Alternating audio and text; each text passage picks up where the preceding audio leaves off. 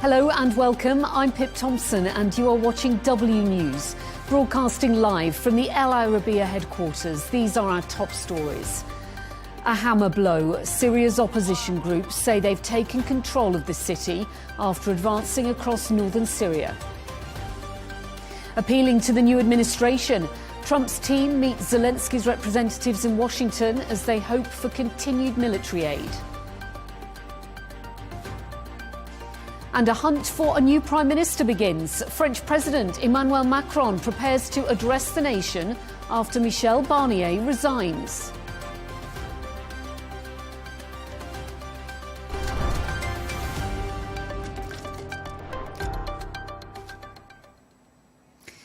Our top story, Syrian opposition forces say they've ousted the Syrian army in Hama as they continue to take control of the region.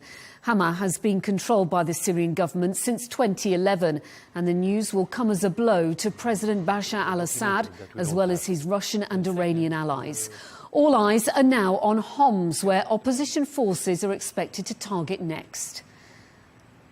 We can now speak to Faraz Maqsad, a senior fellow at the Middle East Institute. Faraz, thank you very much for joining me on W News. Opposition armed groups now control Hama. How significant is this gain for the opposition? And what does this mean now for President Assad? Philippa, it's game-changing, is a simple way to put it. It's one thing to take Aleppo. Aleppo is significant in and of its own. It's Syria's second largest city. But Hama is not only Syria's fourth largest city, it sits there smack in the middle of strategic crossroads that link the capital Damascus to the coastal area, which is really the heartland of the regime where its support base is. It also it brings the rebel forces that much closer to the Lebanese frontiers, particularly if they decide to go after Homs after that. And this then opens up the crucial questions of whether Hezbollah's supply lines, Iran's supply lines and corridor into Lebanon are also at risk here. And then the answer to that question will then open up the possibilities of dragging in other pro-Iranian militias, Hezbollah and particularly in Lebanon, in an attempt to salvage what's left of the Syrian regime. So Hama, the fall of Hama and what might follow, given that Hama and Homs are usually referred to as the twin cities of central Syria, that is a strategic shakeup for Syria and the future of the regime. While I'm talking to you, I just want to show our viewers a map so they can get an overview of these cities, and the fact that we were talking about the city of Homs is next. Now, the Syrian Observatory for Human Rights has said that if Hama falls, it means the beginning of the fall of Assad's government. Do you concur with that? I don't. And I really think that we need not jump into conclusions. Yes, this has been warp speed of a campaign on behalf of the rebels. We saw in less than 8 days them being able now to take two major cities in Syria. And so there is the risk of a domino effect for the Assad regime and the allied forces of Russia and Iran. And yes, the coalition that has kept Assad in place since the uprising in 2011 is coming apart because the pro-Iranian militias are consumed and weakened by the confrontation with Israel, particularly Hezbollah in Lebanon and its ability to provide the ground forces for the Assad regime. And Russia has the ability to provide the air force, which was crucial, again, in turning the tide of the war in previous years, is consumed by Ukraine. So I get that analysis that jumps into the fate of the regime and Damascus. But I do think that Damascus and the fate of Damascus is entirely different ballgames. Not only is it Iran and Russia that do not want to see Assad fall in Damascus, I do think that there are many in Washington, D.C. and in Ankara that, and not to speak of Israel too, that would have a moment of pause, wondering whether that kind of catastrophic success, as I've heard it in Washington be called before, is something that they want to see, particularly given that many of these rebels have an Islamist tint to them. The UN Secretary General has been speaking in the last few hours, and he's been calling for a return to a UN-facilitated political process to end the bloodshed. And he says all those with influence must play their part for the long-suffering people of Syria. Who exactly is he referring to there? he's referring to the various regional and international actors that I just listed off. Clearly, there's the Astana process in which Russia looms large, but also Iran and Turkey are engaged. The U.S. has been a silent player in the past couple of years. However, given that they currently have troops on the ground in northeastern Syria, the U.S. is also very directly involved. And so really, those are the regional players that will craft the future of Syria and that have been active on the Syrian chessboard, so to speak, in the region. And I do think that where we go next from here, irrespective of the fate of Homs, and I suspect that Homs very much might follow Hama and fall to the rebels, but that the future of the regime in Damascus will be determined by events on the ground, but also the interaction between these regional players. We'll find a much weakened regime and a new regional arrangement for Syria as a result of what's unfolding on the ground.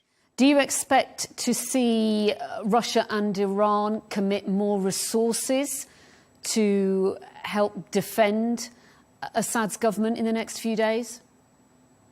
I think that they're going to want to, but there can be some serious. There'll be some serious constraints. That's exactly it. And we saw today a clear message from the leader of these rebel forces, Julani, to the Iraqi prime minister, asking Iraq and the pro-Iranian militias in Iraq to stay out of this battlefield in Syria. And then Muqtada Sadr, an important Shia leader in Iraq, they also emphasizing that Iraq need not to get involved. As long as the fate of the Assad regime and Damascus itself is not at play, my sense is that the rebel forces will successfully take Homs after Hama and be able to hold this new territory and then negotiate from a much improved position of strength. But if in fact they do attempt to go all the way to Damascus, I think that Iran and Russia will be hard-pressed then to actually try to salvage the regime. And we might see Iraqi rebels come into play here in Syria. And also then, what about the suffering of civilians? I mean, so many hundreds of thousands of people have died already in this civil war. Millions of IDPs, internally displaced Syrians, millions pushed out into neighboring countries, Turkey, Lebanon, Jordan, and otherwise. And the irony of all this is that many Syrians feel that they have to choose between two bad options, lesser evils, so to speak. Not everybody is a fan of the rebels, particularly given the Islamist tint and the past affiliation with al-Qaeda. Now, Jabhat al-Nusra has since very clearly, Jabhat al-Nusra and Hayat Tahrir al-Sham, HTC, have broken with al-Qaeda, but that still makes a lot of Syrians uncomfortable. And clearly a secular authoritarian regime that's used weapons of mass destruction against its own people. So I'm afraid that there's still some difficult days ahead for the Syrian people and not plenty of good choices either. Your analysis is so interesting. Thank you, Faraz Maqsad, Senior Fellow at the Middle East Institute. My pleasure.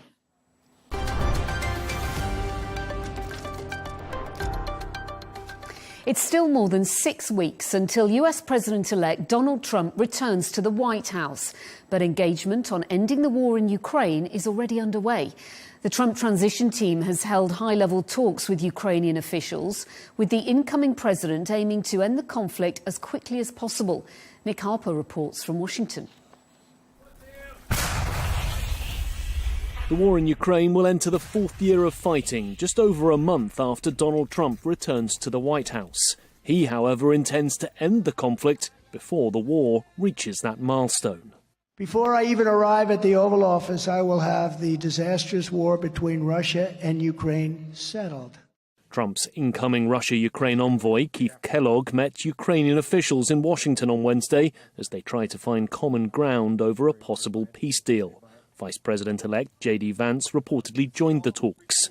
Outgoing President Joe Biden has spent much of his tenure helping Ukraine's president with billions of dollars of military assistance.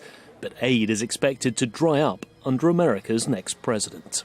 Trump has been clear he wants to end the conflict. What's unclear is on what terms. His top team have put forward proposals, but they include ideas that may go beyond what Ukraine is willing to accept.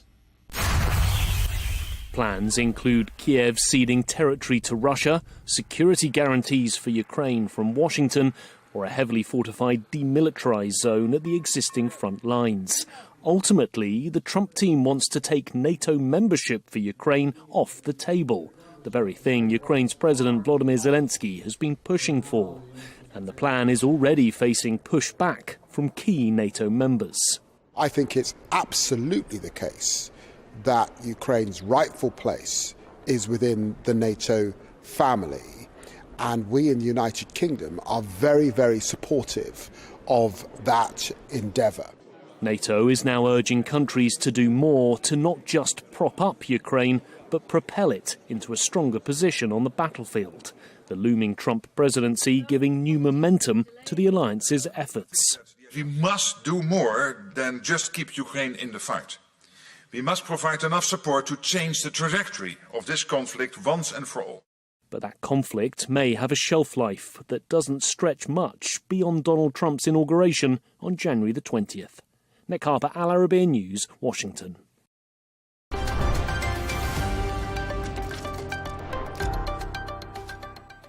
To South Korea now, and 2 days after President Yoon Suk Yeol failed to implement martial law, calls are growing for him to step down. Tens of thousands of protesters held a vigil in Seoul on Thursday evening, even as the opposition pushes to hold an impeachment vote this weekend. Neha Punia has the story. Calls to remove South Korea's embattled president are growing louder, as are protests against him. For the second day in a row, tens of thousands of South Koreans gathered outside Korea's parliament in Seoul, with protesters saying they will stay on until President Yoon Suk Yeol is removed from office. We cannot accept a president who's declared war on the people. That's why I'm here, in the belief that he must be punished and removed from office as soon as possible. Until the impeachment vote is passed and until the people of South Korea can live safely, I will stand here with all of the other citizens.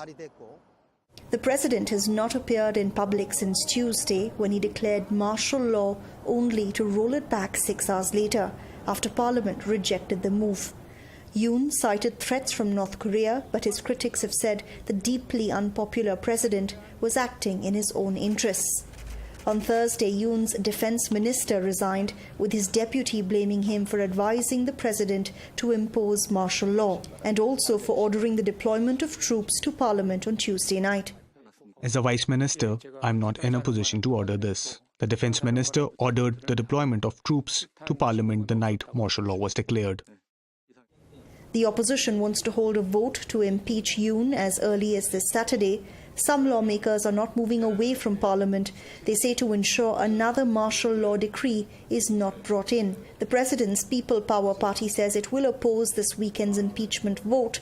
But if only 8 members of his party vote against him, the opposition will have enough numbers to push the impeachment through with a 2/3 majority. It was a moment of military treason that we thought was a thing of the past. He has committed an unforgivable sin by trying to bring back martial law. Authorities are also investigating the president for insurrection, an offence that is not covered under presidential immunity and carries a death sentence. Yoon came to office with the slimmest margin in Korean history, and his approval ratings were already at a record low even before martial law was declared. If he resigns or is impeached, fresh elections will have to be held within 60 days. Neha Punia, Al Arabiya News.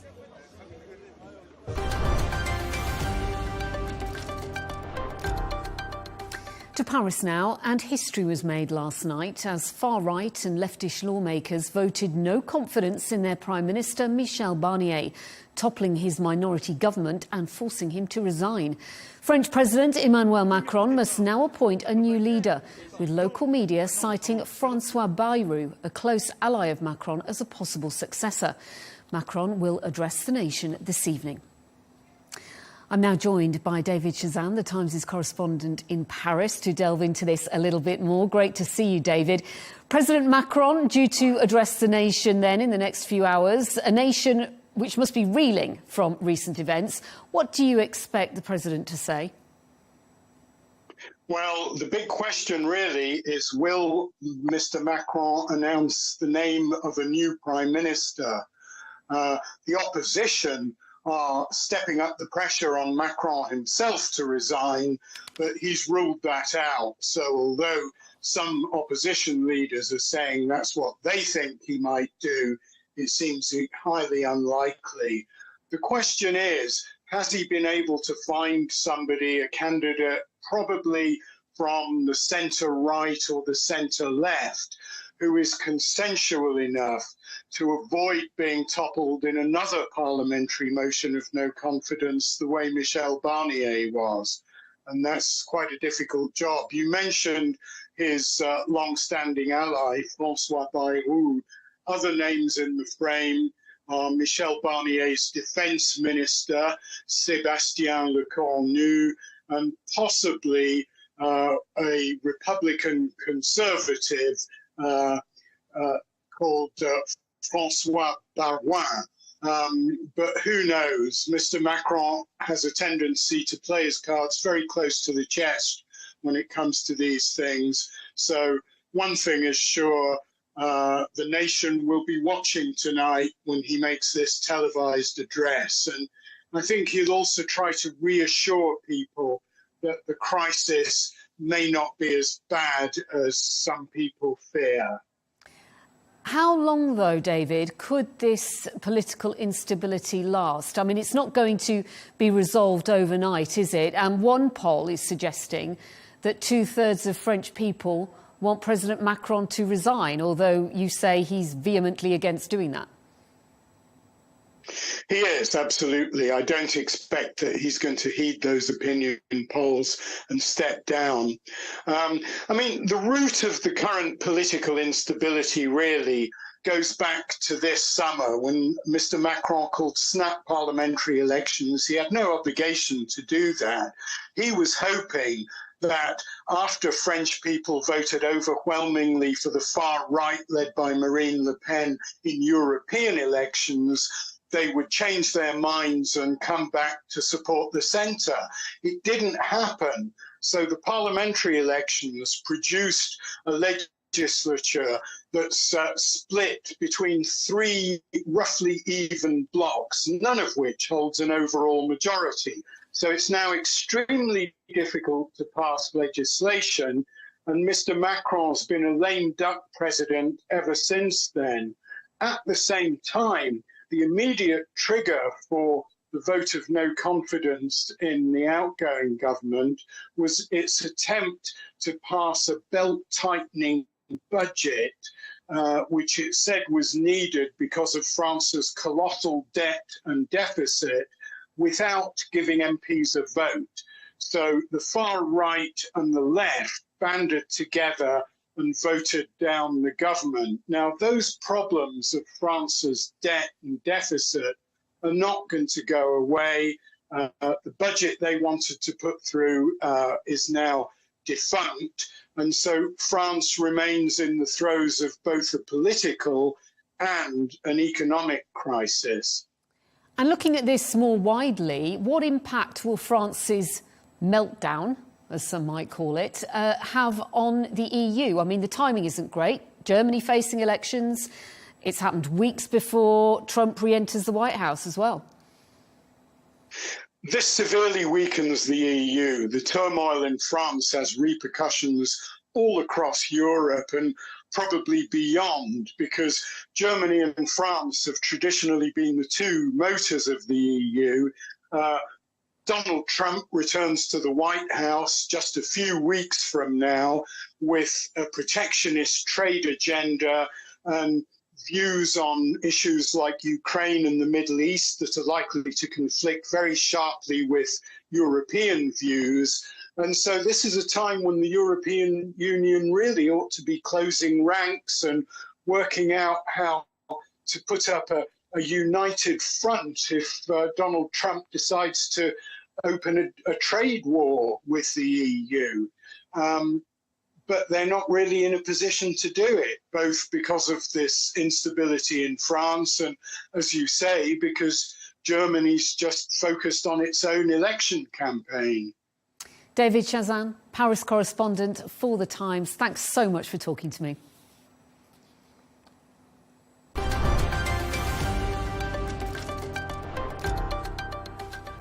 want to take you through some other stories now making the headlines today. Crew on board a cargo ship have been rescued in the Red Sea after sending out a distress signal. Around 20 of the MV Isistar crew were taken to the nearest port of Djibouti after reporting flooding in the engine room.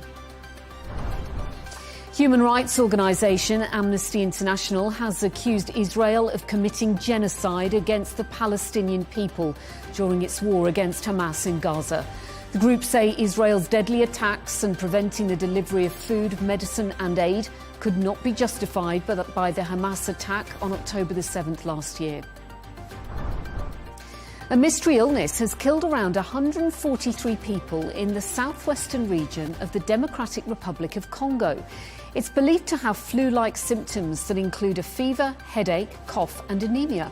Congo is still suffering with the Mpox outbreak, with over 47,000 suspected cases and 1,000 suspected fatalities reported. Police in New York continue to search for a gunman who shot and killed top health insurance executive Pip Tomson outside a Manhattan hotel. Facial recognition from a nearby Starbucks branch is being used to track the killer. The image was taken moments before the murder. Investigators say the words deny, defend and depose were written in marker pen on the shell casings found at the scene.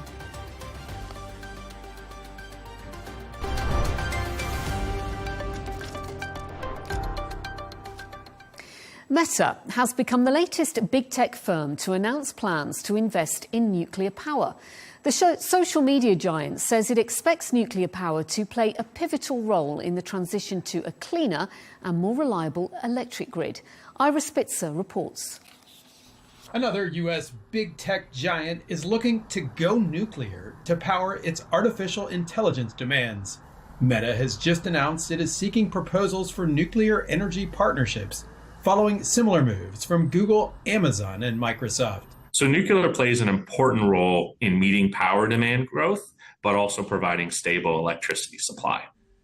AI data centers have quickly become major consumers of electricity. AI power demand is a very important aspect of power demand growth. So right now, globally, AI power demand is around 4% of power demand, depending on the market. Brown expects that figure to double to 8% by 2050. It's not just that tech firms need more power, they also need carbon-free power to try and hit their sustainability targets. Nuclear energy checks that box as well, and the industry's move towards smaller reactors has helped bring investment costs down.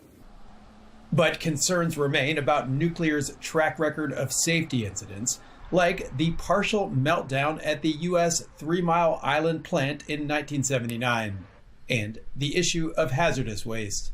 There is no permanent way to isolate radioactive waste from the environment. But proponents say those concerns can be managed, and for now, nuclear energy appears to have bipartisan support in the U.S. It plays a big role in the Biden administration's clean energy strategy and in President-elect Donald Trump's plans to bolster American energy independence. And we will also embrace nuclear, clean coal, hydropower, which is fantastic, and every other form of affordable energy to get it done. Advanced nuclear reactors provide safe, around... Nuclear power currently provides close to 20% of U.S. electricity. With a boost from big tech, that's a number that could rise significantly. Ira Spitzer, Al Arabiya News, San Francisco.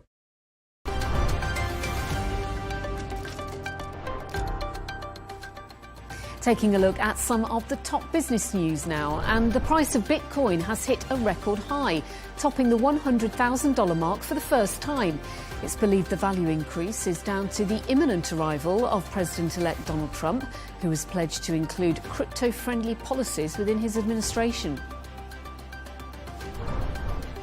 Car maker Honda will recall more than 200,000 SUVs in the United States because of a fuel leak problem. The National Highway Traffic Safety Administration says it includes some Passport and Pilot models from 2023 to 2025. The auto safety regulator adds that dealers will inspect the cars and repair the fuel filler neck tube and pipe for free. Bringing you a bit of sports news, and Olympic dressage champion Charlotte Dujardin has been suspended for a year after a video showed her excessively whipping a horse. It means she will be banned from taking part in all competitions run by the Federation for Equestrian Sports. And the Milwaukee Bucks' 7-game winning streak has ended after they lost to the Atlanta Hawks last night, 104-119 at home. They'll play NBA champions, the Boston Celtics, on Saturday.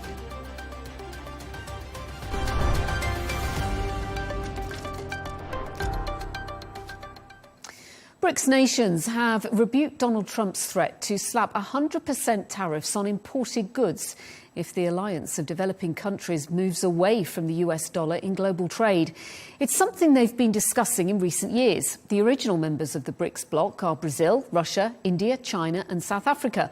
But last year, the invitation to join was extended to Saudi Arabia, among others. Tony Waterman has more on what the threat could mean for the Middle East. China was among the first to respond, scolding the U.S. for trying to disrupt the international order, saying the BRICS alliance aims for openness, not confrontation. While Russia warned the strategy could backfire, instead accelerating a move away from the greenback as the global reserve currency. Дело в том, речь же не только о странах БРИКС. It's not just the BRICS members. More and more countries are beginning to switch to the use of national currencies in their trade and foreign economic activities. If the United States uses force, it will probably further strengthen the tendencies to use national currencies.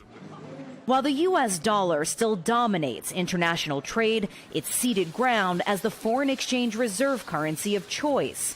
And economies from the Middle East to Asia to Africa have signaled an intention to further diversify. I think it's dissatisfaction with stances by the U.S. in just markets overall, trade markets overall, and they're tired of the homogeny of just the U.S. currency being the only place to go, which gives the U.S. a lot of power, both at home and abroad. Just last year, Saudi Arabia said it was open to the idea of trading in currencies other than the USD. Riyadh also recently joined a China-led cross-border digital currency trial, a potential step towards the further de-dollarization of the oil trade, even if it's only at the margins. It's going to be minimal in terms of the total percentage of what they trade, because a lot of countries still use dollars. You know, what it does is it opens the transition period. But some experts warn that Trump's threats could expand to include non-BRICS nations who are also mulling a pullback from the greenback. You could see it expanding. I mean, people will, if they think Trump's tariffs are symptomatic of what's going to happen in the future. One thing most agree on, though, is that in the near future, the dollar will remain king, even as countries plot to move away from it. Tony Waterman, Al Arabiya News, Austin, Texas.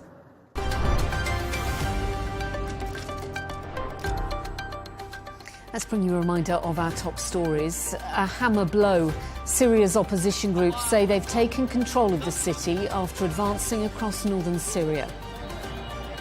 Appealing to the new administration, Trump's team meets Zelensky's representatives in Washington as they hope for continued military aid. And the hunt for a new Prime Minister begins. French President Emmanuel Macron prepares to address the nation after Michel Barnier resigns. And that's just about it from all of us here on W News. Thank you for joining us. Riz Khan is coming up next, and don't miss Tom Burges Watson with GNT as well. From all of us here, a very good night.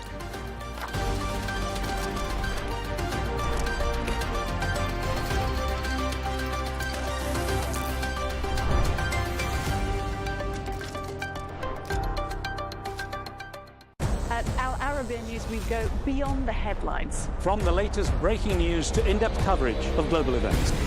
We're not bought or sold. Nobody owns us. The loss of life, the destruction of property. The conflicts are such a terrible thing. context and analysis to help you see the full picture. The world is in a very dangerous place. Join us on Arabiya News. It's very impressive. Where knowledge meets perspective.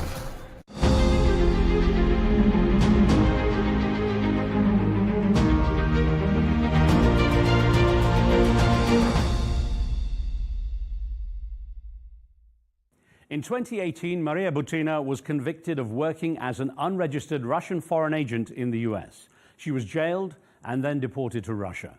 Butina has always denied being a Russian spy, and at the time, President Vladimir Putin said he had never heard of her. Well, she now serves as a parliamentarian in the Russian State Duma and is a supporter of the Russian military offensive in Ukraine.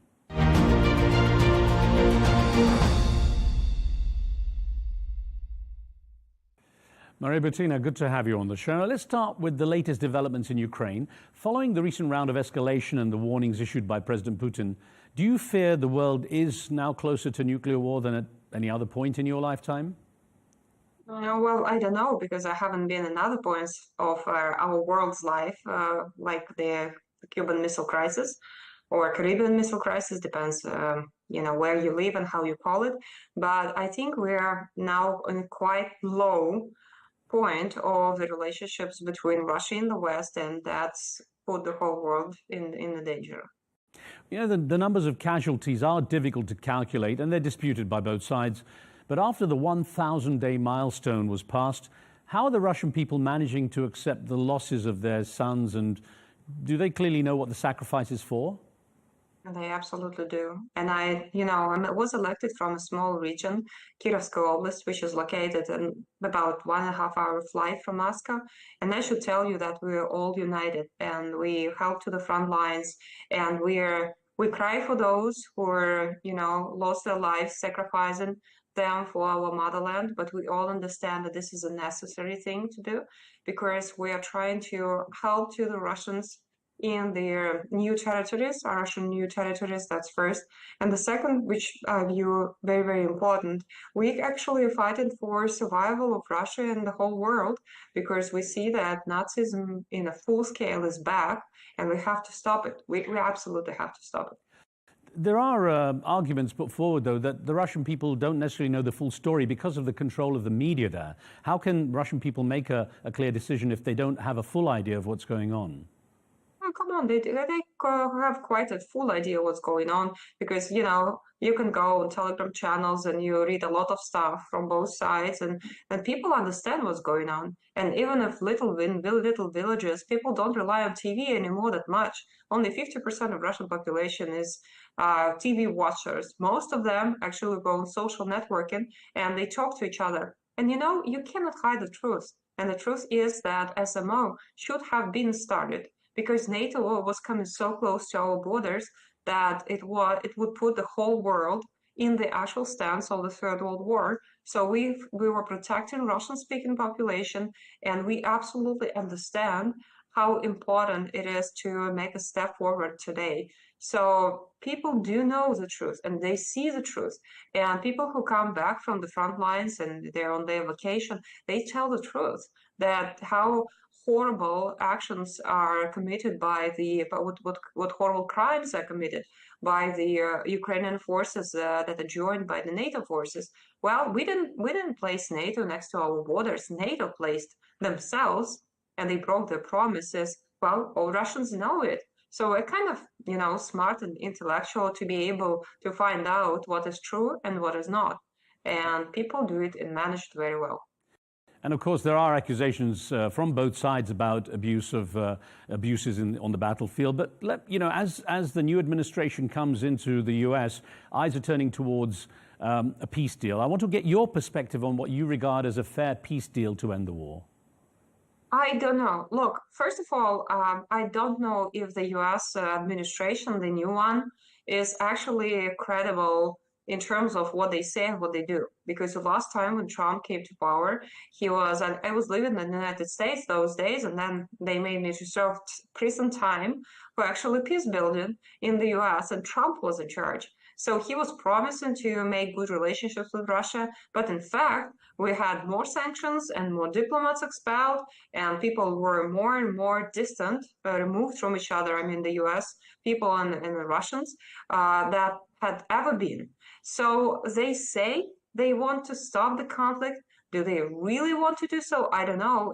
And for right now, I do believe that the US is way more focused on the Israel-Palestinian situation than on Ukraine and Russia, because they clearly understand by now that Russia is going to win. There is no options, and the people they know the truth, and they're gonna fight until the last breath. I mean, the Russians, and Ukraine will lose. There is no other way. And additionally to that, now there are so many people fleeing the West, moving to Russia, that you have to be blind not to see that not just the war on the war field is lost by the West, but they also lost the war for the minds and souls of people if they're moving to Russia. Well, I know I handle this program in the Russian parliament, and I can see every single day more and more people come in with families. They just hate LGBT stuff, and they want to live and raise their families and kids in a peaceful community that which they view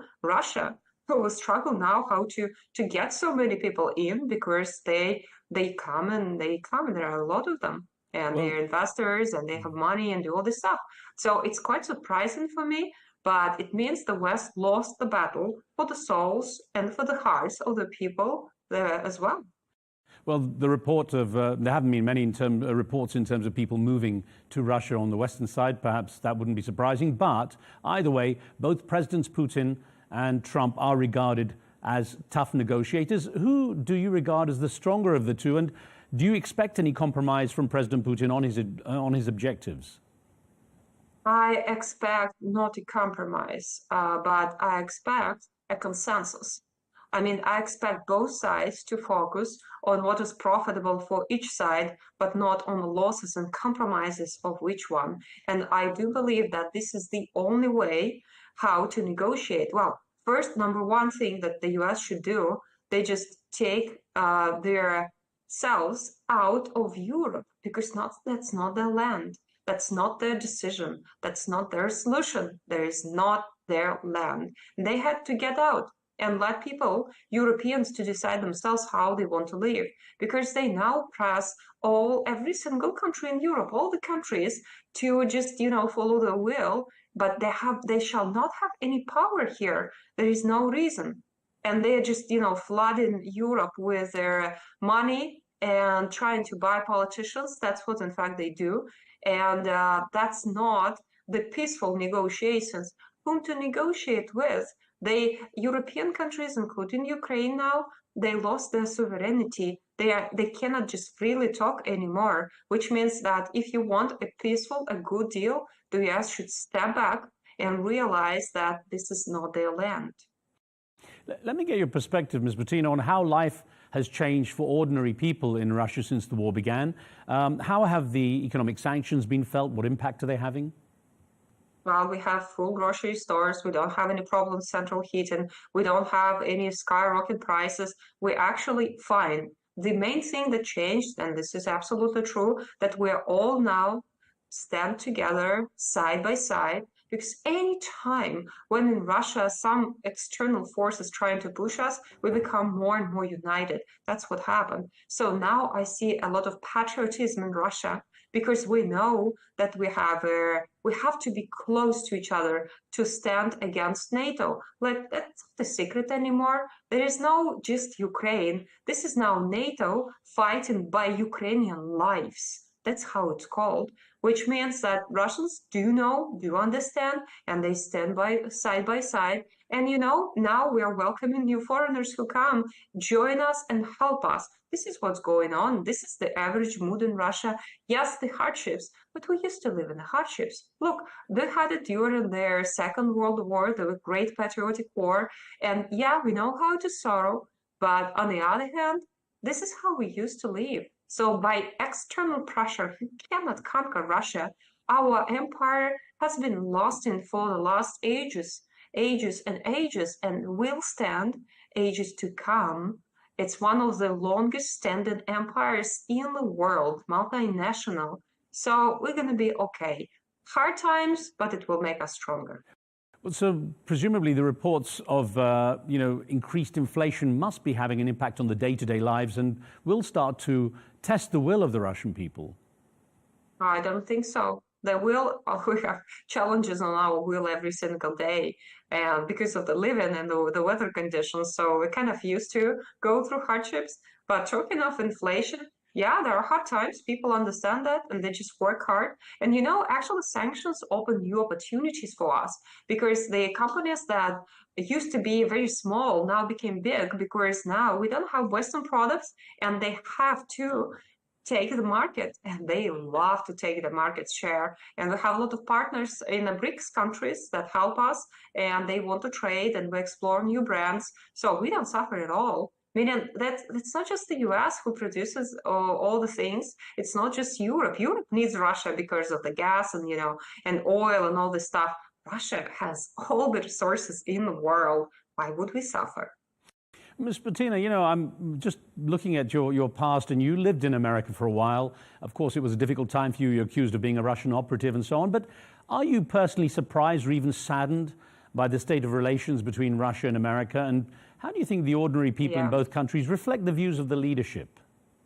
I am sad, because when I came to the States, I expected the American dream to be like we saw in the Hollywood movies in the 70s and the 80s. I expected conservative America, and I expected people who just, have one wonderful yard and they have wonderful families, and America has none of that. Like, not anymore. It's just they lost the country, and now all of that I see here in Russia. And it's just, the world is upside down, indeed.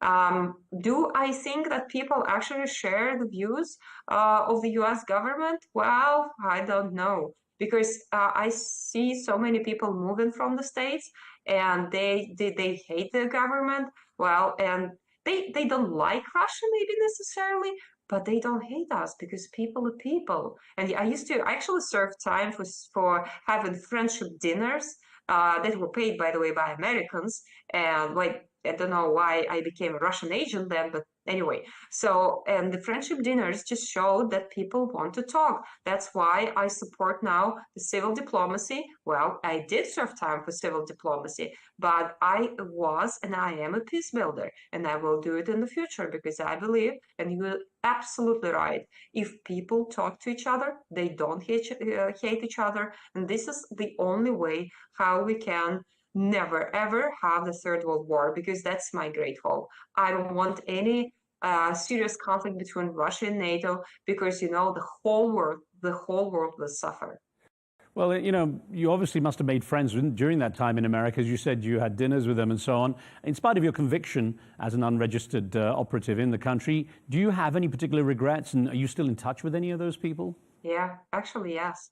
Some of them incognito, but they come here to Russia. It's very sad that we cannot communicate so much, because they're afraid of the US government, that they're going to reach them and, cut them and throw them in prison, because I'm under sanctions. And so I don't want to put them in danger as well. But they do travel here, because this is friendship. Friendship is eternal. Love is eternal. These are the values that the US lost, but there are still people who are like this. And no, I do not hate the United States. I do not hate Americans, because if I do, it means that the bad guys win. So I don't want them to win. That's why I stay faithful. I believe in God. I am conservative, and I will fight for peace until my last breath. Let me ask you, you, as in the conversation, you always denied being a Russian spy. So what do you think was the reason the justice system there pursued the case and put you in jail? Was it bureaucracy, do you think, or do you think there was a political reason behind it? I was never accused of being a spy, okay? That's on the first place. Never. It was in the media. It had never been in my conviction, had never been even filed as a paper. And they needed a scapegoat. They needed someone physically to actually arrest at the day when Trump and Putin met. Look at the day of my arrest. Do you think it's a coincidence? They arrested me exactly when President Putin and President Trump were first time to meet. sit in front of each other and they have this very, very loud case. Because somebody in the US, they don't want peace. They want war because they earn on wars. The private military companies are earning a lot of having wars all over the globe. Question is to us, to Russia, to Europeans, Arabs, Chinese, and all other countries. How long are we gonna let them do that? Are earning money on our life losses? I don't think that's smart. So they needed a scapegoat, they got a scapegoat. And look, if they would have even one piece of evidence that I am a spy, would they let me go in 18 months? No way. I would serve 35 years now, but there was nothing on me. Absolutely nothing. That's why they just wanted the public case and just throw me out of the country, claim I'm the national security threat. Yeah, you can see I'm very much a threat. And then just, make it. And they still having fun on my case, saying like, oh, look, if she met someone, that means she, had relationships. They never ever shown one picture. And as a woman, I'm deeply insulted by that because they were claiming almost this relationship with someone. There is no one picture being made. Isn't it suspicious? Well, because it had never happened. This is a fictitious, fake case. This is how Trump says this is fake news. Well, either way, they put you in prison. Didn't that change your view of the United States at all? No, because people are people, and corrupted guys in the government are corrupted guys in the government. And, one thing has changed in me after prison and during my prison time. I spent 4 months on solitary confinement, which is against all the conventions against tortures, but don't forget about it. I found God, or God found me, I don't know. But I know one thing, that I shall not hate, and I do not hate. I forgive them. It doesn't mean I should forget, but I forgive them. So, and the bad guys, they will pay their price because you know what? God is just. This is what I believe. I don't need to do any revenge on them. No, that's not my job. God will do everything. And all the people who acted badly, they will get their punishment no matter what. Even if we do nothing and just sitting and watching that, the justice is going to get. So if you have moved on, but, don't you really want to clear your name officially in the US? I actually tried. I filed an appeal case, but the problem is that when you're sentenced in the US, you lose your right to appeal because you sign a special paper, or they don't sentence you ever. That's the law. That you cannot appeal and you don't want to appeal, which is maybe sad. And I was very excited when Duran's report got out because there is nothing on me there, because that was the case that they actually based my conviction of, meaning the money that supposedly went from Kremlin to Trump. And then look at the Duran report, there was no money. The question is, why did I serve my time? So would I try to prove that I'm not guilty in the US court now? No, because it's corrupted. It does not make sense. I'll just lose money. In the future, maybe. Well, yes, it's insulting that my name was placed in dirt, because I'm from a family, a very distinguished family of teachers, and I am a teacher by myself. I've always been a peace builder, and I teach kids. And now kids look at me saying like, oh, this is a, whatever they call her, a Russian honeypot. I've never been. And this is an insult. But there will be a day. I know there will be a day. And the history will place everything on its deserving spots. Well, of course, when you were deported from America to Russia, in the American eyes, you were seen as a spy. I'm curious, how were you regarded in Russia? I know Vladimir Putin said he'd never heard of you at the time.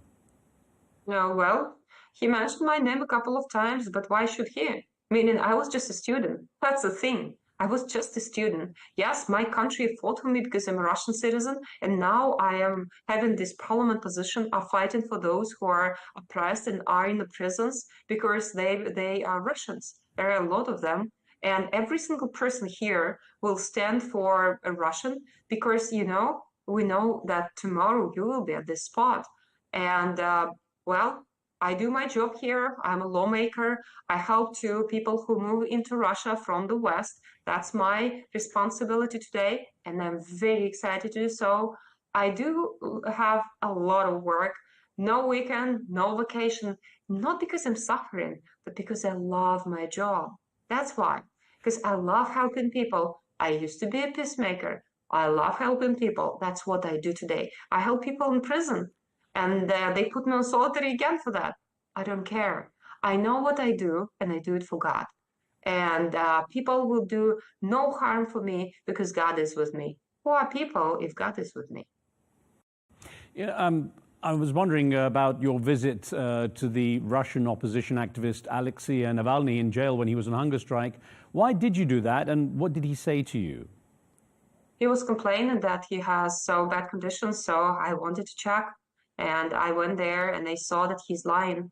And I said straight to his eyes, and unfortunately, he didn't grant the permission to show the footage of what he was talking to me. He called me, well, I won't pronounce it because I'm a woman and I don't want this to be, public again, but he called me very bad words that is I think inappropriate from man to say to a woman, and it's unproven. He just repeated the US claims. It was insulting, but anyway, that was not my goal. I told the cameras and the camera crew from the very beginning, because look, I almost died. I went through tortures. I know what tortures are. And if I see just a sign that he's like that, I would stop it, because I would never let my country do what they did with me in the US. I lost my health. I lost my reputation, everything for doing nothing. So when I went there, I just wanted to ask how he's doing. And if he needs any help, I do help people to prisons all the time. But he was just fine. He was just cursing me out and just wanted to have, PRI on everything. And I don't know why he did it. I don't know, because I am happy to help. And it doesn't matter if you're an accuser of me, if you're, my former FBI agent, I will always help. That's my nature. And it was so horrible and painful that he was just, I don't know why he did so. I mean, I can see some of his mind. Based on what you just said, Ms. Butina, considering his reaction to you and you were surprised by his very negative behavior with you, first of all, were you surprised when he died in prison? And secondly, having found religion, did you pray for him? Because religion involves forgiveness. Absolutely. Absolutely. Every single moment. And actually, when he got sick first time after that plane flight, that was, and God will judge me if I'm lying here. Because the first thing there was a COVID time, and I remember it was in my apartment, and I was praying hard, so he gets through it.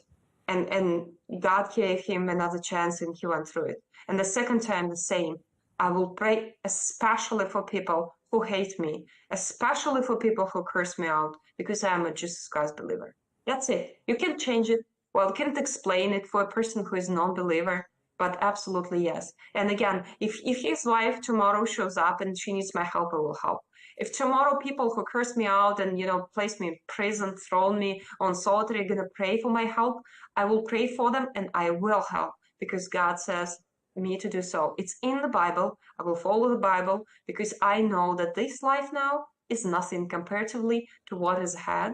So I it's hard to explain the face. It's just, it is. I'm helping now here. We have a group of traditional Catholics that were, in the US called domestic terrorists in the FBI note, and many of them now moved to Russia. I am a Russian Orthodox. Why would I help them to establish here a church? They are legal now, they're registered, it's all okay. They have a little chapel now, but I want for them better conditions. Not Catholic, why shall I do so? Because I'm Christian. Okay? Well, so, I will help to a Muslim, to a Christian, to anyone who needs help. On that note, I wanted to touch a bit on your work as a politician in Russia now, and you've touched on this issue of helping people to resettle from the West into Russia. I'd indicated earlier it's not something widely reported in the media in the West, but how important is that as a project for you, and what's your real motivation for doing it? Well, my real motivation is to help people, because nothing makes me more happy. Well, you can call me selfish and egoistic, but that's what gives me joy, helping others. When I see all these families setting up and having their houses and having jobs and their kids, step by step learning Russian language and, telling me stories about their own culture. I have this wonderful, fantastic family of Joseph Schutzman. He's an American who moved to Russia recently. He has seven kids and 3 girls. And these 3 girls asked me to translate Russian fairy tales into English. Well, I'm not great in translating fairy tales, but it's so charming. So for me, the motivation is, it's just the soul. Well, I don't know if my soul is pure because I'm the worst sinner you could imagine. Well, because I have to confess all the time because I miss stuff all the time. But you know, it's just I just have joy when people smile and people have their lives and families and they live as conservatives, and it's wonderful. Yeah, we have this program, and actually we just established a group called Welcome to Russia, and I serve on the board. We also have people there with dual citizenship from Germany and France and Australia and Austria. And so those are now Russian citizens. They serve on the board with me because we hold hands. We're holding hands to help to those who are looking for the salvation arc. And the salvation arc today for conservatives is Russia, and the word gets out. So we have many applications from those people. Well, let me ask you, Ms. Butina, do you think more people will move if there is a peace deal? I don't think it's related. Well, the number one reason why people come here is because they believe in God, they're conservatives, and they hate and they do not accept LGBT agenda. Well, if the US will come back being a conservative state and they stop the LGBT propaganda, then maybe people just, always prefer to keep their homes. But you should understand they come not because they want to, they come out of necessity because they know that their kids are trained now and against your will as parents to become LGBT, so you lose your future. So people come here not because they necessarily love Russia, but because they're looking for a safe place where they actually survive and they keep their culture and ancestries until their world and the times to come. That's why. So I don't think it's related to Ukraine or Russia or any military zone. It's more related to their hearts and souls. It's an interesting point you raise about the LGBT community. What's the situation for those already in Russia? What's their current prospect? Well, the LGBT in Russia is banned. And absolutely, the whole movement cannot propagate. You cannot go on the streets and do parades and we are very proud of that. We're very proud that we have God in our constitution. We are very proud that we have mother and father in our constitution because we don't take any other gender because God created us this way. And yes, Russia is a conservative state today. And yes, LGBT is not welcome here. Okay? I think that's fine. We don't put people on a treatment or something, but okay, whatever you believe, but you have not bring it to the kids at schools, not on the streets. You cannot do propaganda of LGBT, and you cannot have any official or unofficial movements of LGBT community. Okay, that's just our country. We're a sovereign country. That's what we decided. This is the path we decided for ourselves. Well, Maria Butina, I thank you very much for making the time to join the show. Thank you.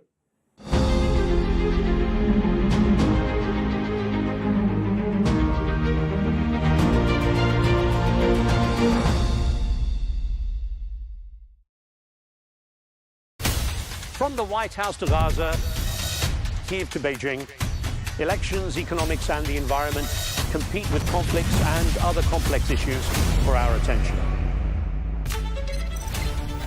In an age of fake news, deepfake and artificial intelligence, they've got to have a vote and a say. It's important to look beyond the loudest voice to understand the truth. From newsmakers to groundbreakers, my campaign is going very well. Presidents, prime ministers, princes and peacemakers, and cultural tastemakers. As Arabs, as Middle Eastern, we're too emotional. Join me on the Riz Khan Show for empowering conversation.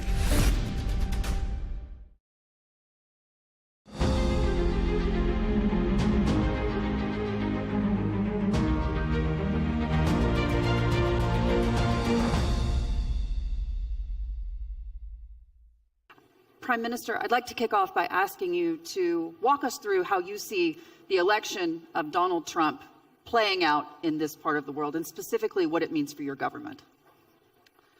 Well, thank you for this opportunity. Obviously, we congratulate the United States for having a successful election. This is a decision for the American people to decide what kind of a government they want. But obviously, as you said, a decision made in the United States have an effect on the globe and definitely on our region as well. We've had an experience with the previous government of President Trump. And this time also, we are hoping that the U.S. administration is going to maintain good relations with the region, with Iraq, and in particular with the Kurdistan region that's been a very credible partner with the United States in the fight against terrorism and also in promoting peace and developing the shared values and principles that we have with each other. It's a little premature to decide how it will play out. We have to wait until the whole cabinet is picked and decided, but we definitely have friends among people that we hear are being considered to be in the next government. So you're seeing encouraging signs so far? Well, I would like to be optimistic, yes. In your mind, when you take a step back and think about what happens next, obviously it's difficult to foresee the next couple of years, but President-elect Trump has said that he will end all the conflicts happening right now in the world, and he specifically mentioned that in the Middle East and those in Europe. Do you believe that that's an achievable goal? Well, I hope that there will be peaceful solutions to every ongoing conflict and war. However that's achieved, I believe it will serve the people of those countries that are suffering from the ongoing wars now. But I hope that these decisions are made in consultation with the parties involved, that the interests of the people are going to be taken into account. I don't know how this is going to be done. We hear that through force, peace can be promoted. Maybe that's the policy of this new administration. We have to wait and see. But in any case, we do believe that peace is going to be better than war anyway. Are you worried about the possibility that Baghdad will be drawn into this conflict? We've already seen overt and behind the closed doors pressure coming from Israel towards Baghdad. Of course we are worried and we are concerned about what's happening. We don't want Iraq to be dragged into this war. We don't think that this is an Iraqi war. We believe that if Iraq can play a constructive, positive role in promoting peace and bringing sides together, that's good. But to add fuel to the fire and to make things more complicated, to expand the war and conflict, it's not going to be in the best interest of the Iraqi people. And I hope that the Iraqi government will look at the interest of the Iraqi people more than the interest of anyone else. President-elect Trump has made no secret of his support for Israel and its government, particularly its Prime Minister Benjamin Netanyahu, a man who has just been sanctioned by the International Criminal Court. Do you believe that will be a barrier to peace? Well, I don't know, but I believe that any step towards promoting peace must be supported, and anything that distracts peace or any initiative should be reconsidered. So I don't know exactly how this is going to play out, but I do believe that the players must come to some agreement that there must be different ways of reaching a sustainable solution to the ongoing conflicts. Walk me through this one. There are many schools of thought on this, but to your mind, how difficult is it going to be for Iraq, for the Iraqi people, and frankly for the stability of the region if President-elect Trump decides to withdraw U.S. troops from Iraq? Well, look, the U.S. troops were in Iraq based on the invitation from the Iraqi government, and there was a reason. There was ISIS, terrorism, that was threatening the security of the region and actually the security of the whole world. We have that first experience here in Kurdistan, and our Peshmergas were fighting ISIS, and we wanted the coalition forces, the Americans, to come to our help and assist us, and they thankfully did. There was a coalition of forces that came to support Iraq and within Iraq, Kurdistan. Now, if the overall assessment of terrorism has changed, and if Iraq believes that terrorism has come to an end, therefore we don't need American troops here, or we need to end the mission of the coalition forces. That's a different situation. And we may have different ideas, to be frank with you. We don't think that terrorism has come to an end. We think that still ISIS is intact and they have active members. They are active in different parts of, not only in Iraq, but in the region, elsewhere in the world. And we need to have that global coalition to fight terrorism. Now, in terms of organizing or reviewing the relationship of Iraq with the coalition forces, can be different than what's been said. If the mission is no longer needed because Iraq feels it's stronger today and it can face the challenges and control the security situation in the country, that doesn't mean that the relationship between Iraq and the United States will come to an end.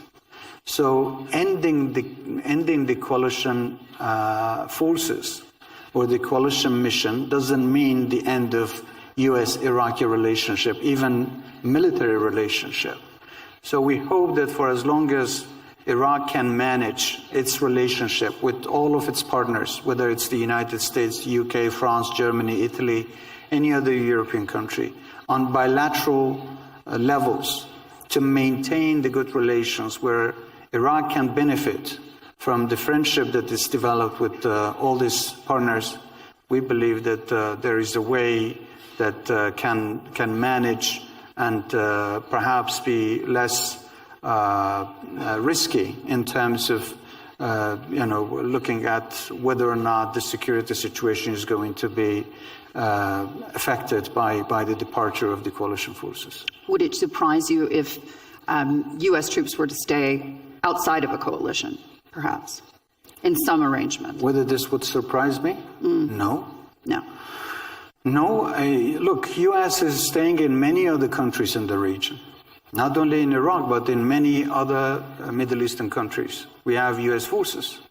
So it's very normal for the U.S. forces to stay in Iraq and have bilateral relations with Baghdad. When you take a step back and look at what's happened over the last several years, the chaos that's ensued under, frankly, the leadership of the Biden administration in Washington, many people would say the catalyst for President Putin's invasion of Ukraine and what's been happening in Gaza was U.S. inaction and U.S. failure with the withdrawal from Afghanistan. In your mind, has that set a precedent for U.S. activity in the region? Can you repeat your question? In your mind, did the disastrous withdrawal by the Biden administration from Afghanistan set a precedent for U.S. activity in this region? Well, I think any unilateral decision is not going to be the best decision, in my view. The U.S. was invited by the Iraqis, and any departure has to be mutually agreed. The mechanism, the timing, and the way that it needs to depart. But any unilateral decisions, while we have so many pressing issues, is going to cause new problems. And we've had this experience in 2011. In 2011, when the U.S. pulled out their forces, even then, we didn't think that was the best decision, and we anticipated that U.S. will come back, but at a higher cost, which was the case, because the vacuum left after the U.S. pulled out their troops was filled by ISIS and other terrorist organizations, and U.S. had to come back once again. So I hope that there are good decisions and well-calculated decisions. If U.S. wants to pull out, we need to look at what would be the alternative and how those vacuums created behind are going to be filled. We don't want to create another problem. What's the best case scenario in your mind for your government from a Trump administration? What would you like to see them do? In Kurdistan region? Well, we have very good relations with the United States. We want to continue having good relations. We want to continue having security cooperation. We want to continue and develop economic relations with the United States. The more development in the region means more stability, and more economic stability leads to more political stability and definitely to more security. So more U.S. engagement in the region, I believe, is going to help the region. Talk to me about what's happening today with the oil law. What is the status of that legislation? Iraq doesn't have an oil law. We have a law that belongs to the Saddam's era, which is designed for a central government. It doesn't help a federal system. We have a federal country today. We have a federal system. That centralized law is not helpful in organizing relations between Baghdad and Erbil. And unfortunately, after Baghdad decided to abolish all the previous laws, there is this law still in place, which is shocking. And we need to replace that with a new law. There was a draft back in 2007, but unfortunately was never passed through the parliament. We still believe that we need to have a modern law that is good for a federal system. And once we have that, I believe we can overcome many of the existing problems between Baghdad and Erbil. Walk us through how much the failure to export is hurting your government. And I'm talking to the tune of $20 billion that you've lost so far. Yes, almost every month we lose $1 billion. So it's over $20 billion that we've lost as a result of the export of They're bleeding you dry. Sorry? They're bleeding you dry. Well, unfortunately, this is hurting the rest of the country as well. But definitely, the biggest part of the country that's suffering is Kurdistan. Unfortunately, the losses that we have suffered are not being compensated.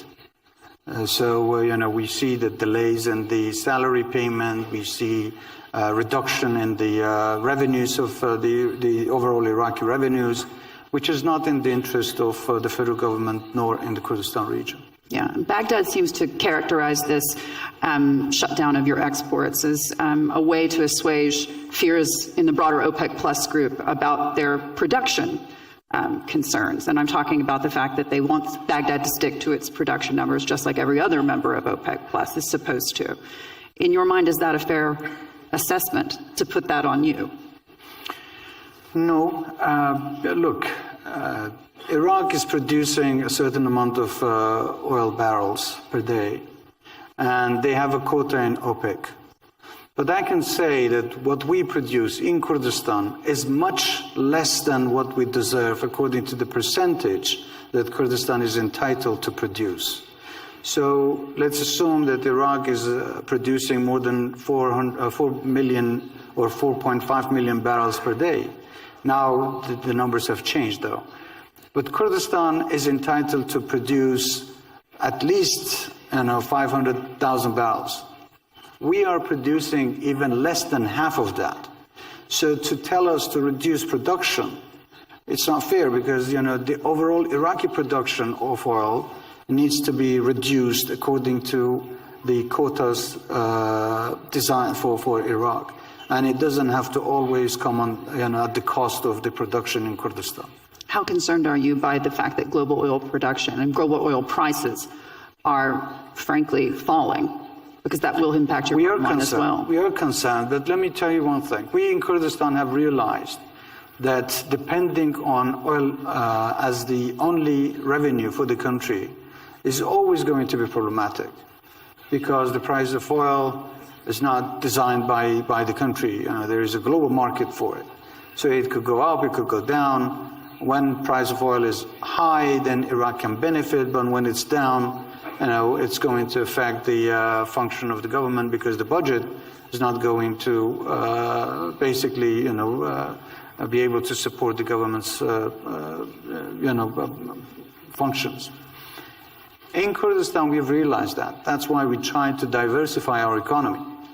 We try to look at different sources of revenues to invest in agriculture, invest in different industries, invest in tourism to make sure that even if oil is no longer the only revenue, or it's not generating enough revenues for us, we have different sources of revenue. Yeah. I believe that Iraq should have done that. And we look at different parts of the world, especially the oil producers. They're using the revenues generated from oil and investing in different sectors, so that to secure different sources for revenues for themselves when even oil is dried out and no longer is available. Iraq is not at that stage, and that is concerning. Mm-hmm. We are concerned about that, but we strongly encourage the federal government in Baghdad, and we certainly in Kurdistan are focusing on how we should diversify our economy to at least reduce the influence of the oil price on our economy. There's a concern that those here in your part of the world are trucking refined product to Iran. In your mind, is that a practice that should be stopped? Because that is a country, of course, that is under international sanctions. Well, the sanctions have been imposed, and I don't think that now there is anything legally going through Iran. So it's been stopped, after the new sanctions on the productions, not only on the oil, but on the productions has been imposed. There has been a decision not to send any of those products to Iran. So to your knowledge, that isn't happening? Illegally, it may be happening in some places, but not under our control. Walk me through this. You mentioned other partners and finding other partners for investment. Obviously, the conversation earlier in the day surrounded China's influence in this part of the world, the symbiosis with the United States on multiple issues and how that's evolving and may evolve under a new administration in Washington. Does the current attitude towards China coming from Washington hurt your government in terms of investment potential? In what sense? Well, does it keep you from partnering with countries like China that the U.S. may have a problem with from time to time? Look, we have good relations with the United States and with all of our Western friends. But that doesn't mean that we can't have good relations with China or any other country in the world. We have a free economy, and we are inviting anyone to come and invest in our region, and we hope that our friends would compete over who can come and invest first in Kurdistan. Yeah. But if someone doesn't want to come and invest, they shouldn't be able to stop others to come and invest. Yeah. So a trade war with China, how does that impact you? Well, Chinese are in Iraq and also in Kurdistan. They're already investing, and we have a law of investment, and whoever is complying and accepting our regulations and is wishing to invest in Kurdistan is welcomed. Yeah, this has been an argument, of course, that the United Arab Emirates and Saudi Arabia and Qatar have faced as well, pressure from the United States not to partner with China on a variety of issues and technologies, for example. Do you think it's fair? To be fair, we are not being pressured to not, have investments from the Chinese by the Americans or the Western countries. Well, how would you characterize it? Discouraged? Well, obviously anyone would be interested in coming and investing themselves, so we encourage them to come and invest if they want to, but no one's forced us to not have relations with China if they wish to invest in our region. Given the current state of global affairs, do you think that this will force the United States to be more pragmatic in its approach? Well, I think they have to be, because look, Chinese are investing in the United States. Chinese are investing in Europe. Why can't they invest in our region? I mean, that's a question, right? So whenever you answer that question, I'll answer the rest of your questions.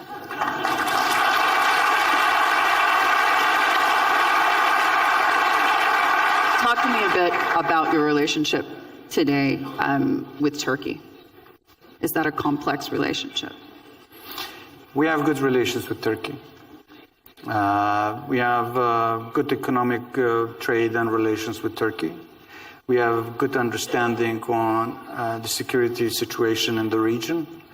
And we are also encouraged by the fact that Turkey is looking at different peaceful ways to sort out the problems in the region. Yeah. So I would characterize our relations with Turkey as good and even better. Yeah. And Russia? With Russia also, we have normal relations. We have Russian companies operating in Kurdistan. We have Rosneft and Gazprom Neft that are already operating in Kurdistan region and the rest of Iraq. I want to get a sense from you of how you see the regional dynamics changing, and particularly with regards to Syria. Obviously, over the last several months, we've seen an increased number of visits between Bashar al-Assad and his partners in Saudi Arabia, his partners in UAE, things that wouldn't have happened perhaps a few years ago. And the U.S. being so tied up perhaps with other conflicts in the world and conflicts in the region, not really raising much of an eyebrow there. In your mind, are we going to see Syria reintegrated, not just regionally, but globally? You see, when we're talking about Syria, we have to be careful about what part of Syria we're talking about. There is not one government controlling the entire territories of Syria. We have Syrian government, we have Russia, we have Iran, we have Turkey, we have the United States, we have the rest of the coalition.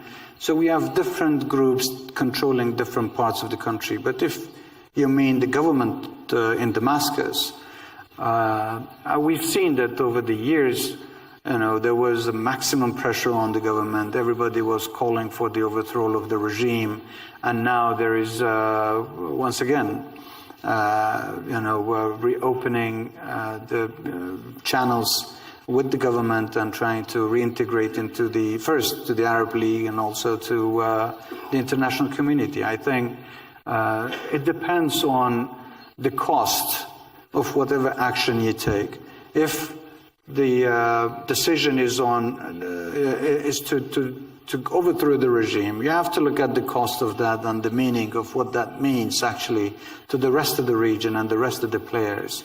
And if integrating the government into the international community will bring more peace, I think that's something that I believe now many countries are looking at. Yeah. If the Trump administration were to enact maximum pressure 2.0, for example, do you believe that would accelerate Syria's return to the international order? I don't know about Syria, but I believe every actor has to rethink. If they want to benefit from normal relations with the United States and other players in the region, they have to perhaps revive their current policies and adopt a new policy that's acceptable, and that would go with for Syria as well, I think. Yeah, there's a narrative in the West that Iraq is held hostage, that Baghdad is held hostage to Iran. Is that a fair assessment? Is that Iraq is held hostage by Iran? Well, that's your terminology, but there is a lot of influence. Iran has a lot of influence in Iraq. That's true. Now, whether this is a decision that Iraqis have made or it's a decision that's been imposed, I think you better ask that question, ask Baghdad that question. Is this something that they are happy with or not? But we definitely know that Iran is an important neighbor for Iraq, and it's normal for Iraq to have normal relations with Iran. Now, the level of influence and the nature of relations between Baghdad and Iran, I don't control that. You have to ask them. I'm waiting for my invitation. Walk me through this one. When you think about what happens next with regards to the internal politics, and I'm talking about the regional dynamic, we've seen enormous strides for women made in Saudi Arabia, something that those of us who cover the region never thought perhaps we would see. We've seen women, of course, taking a major role in the UAE government, for example. Half of the parliament are women. And we see strides made for women here in your government as well. But it seems as if in Baghdad, things are really rolling back. And I'm talking about the possibility that children can be married off at the age of 9. Many in the international human rights community now say that this is tantamount to child rape. In your mind, is that worrying? Yes. Iraq was one of the most advanced Middle Eastern countries in terms of promoting women's rights. Unfortunately, there are factors that are affecting and influencing the rights of women in countries where poverty, injustice, illiteracy is widespread. And unfortunately, over the years, Iraq hasn't been in its best capacity. We've seen that there is a lot of illiteracy, there is a lot of women that are dropping out of college and school. Definitely this is going to affect the behavior of the society and also the women themselves, the lack of confidence, and that they don't want to participate in the community. In Kurdistan, we have, I think, in a different situation. Our culture is also different. If you look at our history, women have always had greater freedom, and they have had more rights. And over the years, we have tried to give more power to women by promoting their participation in the parliament. There are many parliamentarians that are women today, and many ministers in the cabinet that are women, and many directors and many administrators that are now women. And many women are now businesswomen, very successful businesswomen. So we're trying to give equal opportunities.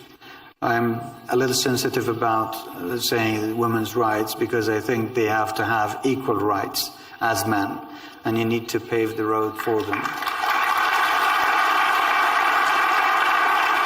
And just to be clear, that means you would advocate for equal pay for equal work? Yes. Every time? Absolutely. Yeah. Is that something you enforce in your government? Well, absolutely, yes. Yeah. In your mind, what are the things that can be used in the private sector to encourage that? And I'm talking about women on boards. Look, you need to protect everyone's rights. Let's forget women, okay? Let's talk about citizens, humans. Everyone in the country should have equal rights. There are people who are in the public sector, and there are people who are in the private sector.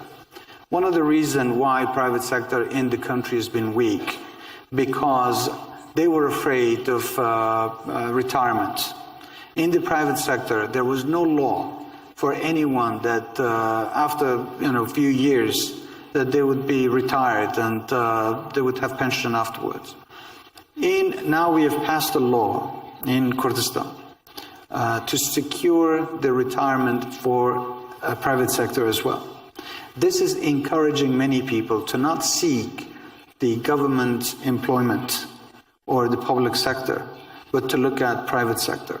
So if you provide more opportunities for them, if you create an environment where private sector can grow, I believe that's going to take care of many of the pressing issues that we are facing today. Not only about women, but about the whole economy. Yeah. In your mind, what is the greatest existential threat to this region today?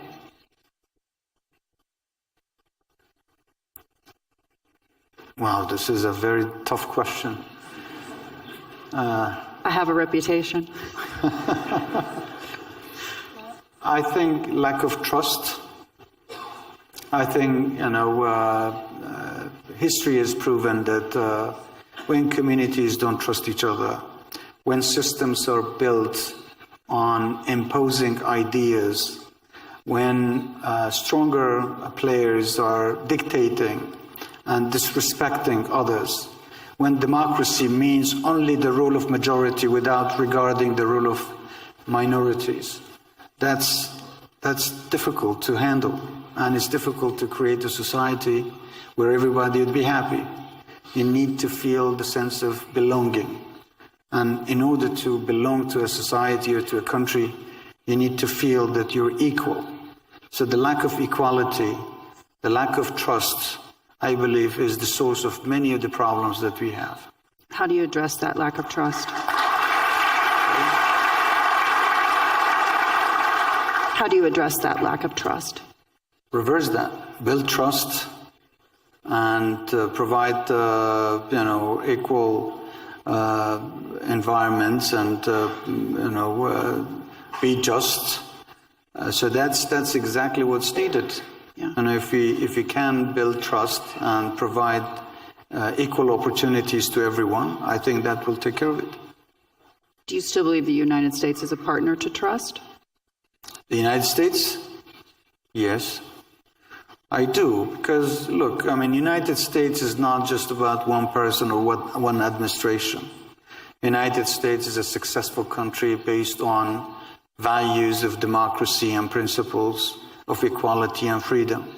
So yes, U.S. wouldn't be successful if it wasn't a place that was built on the right foundations.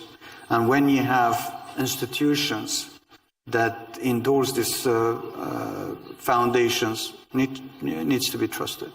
Your Excellency, thank you so much. Thank you.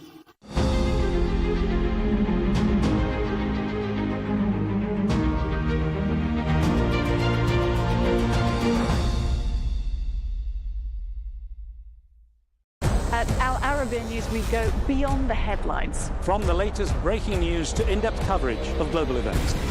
We're not bought or sold. Nobody owns us.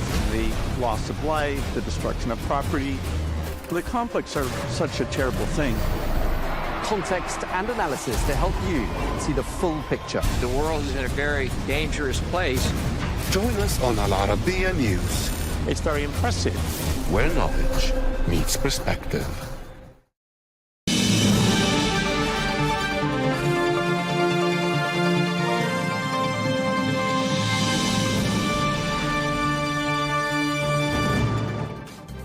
Hello and welcome to Global News Today, bringing you exclusive insights and fresh perspectives from leading experts and influential decision makers every weekday here on Arabiya News. I'm Tom Burges Watson. Coming up on today's programme, the French President Emmanuel Macron holds talks with allies and senior politicians as he seeks to appoint a replacement Prime Minister. This the day after Michel Barnier was toppled. Following heavy clashes, opposition forces captured the central Syrian city of Hama. This comes just days after they seized the city of Aleppo.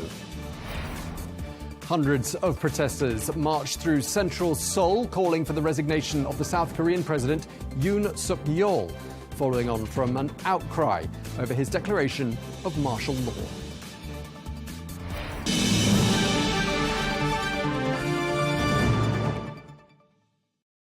Hello and welcome to the programme. We begin with the news that the French Prime Minister Michel Barnier officially handed in his resignation during a meeting with the French President Emmanuel Macron earlier on today at the Élysée Palace. Well, Barnier's minority government collapsed on Wednesday due to a no-confidence vote over a controversial budget proposal, making him the first Prime Minister in 60 years to be removed by such a vote just 3 months into his term. Well, France's parliament is deeply divided and no fresh elections are permitted until July of next year. Well, for more analysis, we can speak now to the French Senator Nathalie Goulet. Thank you very much indeed for joining us. It looks like France is in a state of political and financial chaos. How has it come to this point? Well, you know that last June, the president decided to recall parliamentary election. And as a result of those parliamentary election, we didn't have any clear majority. So the situation now is that the extreme left came together with the extreme right and just make the government fall. As simple as that. So what happens now? Who's going to succeed Michel Barnier as Prime Minister? Well, my deep wish would be that Michel Barnier succeed at himself. But I don't know. The president now is going to have a lot of consultation. I would like to remind you that last time it took almost for more than 3 weeks to have a prime minister. So I hope that he will appoint a new prime minister very, very soon so we can continue to vote the budget, because right now we don't have any parliamentary work because we don't have a government anymore. But will Barnier stay on as caretaker prime minister until a new prime minister is found? And can he stay on? Yes, can he stay on as caretaker prime minister until, for example, next July, when there are fresh parliamentary elections?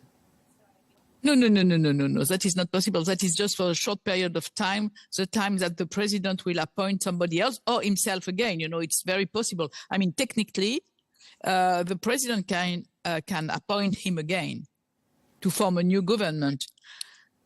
That is very possible. Technically, it's open, but I don't think it will be the case, unfortunately.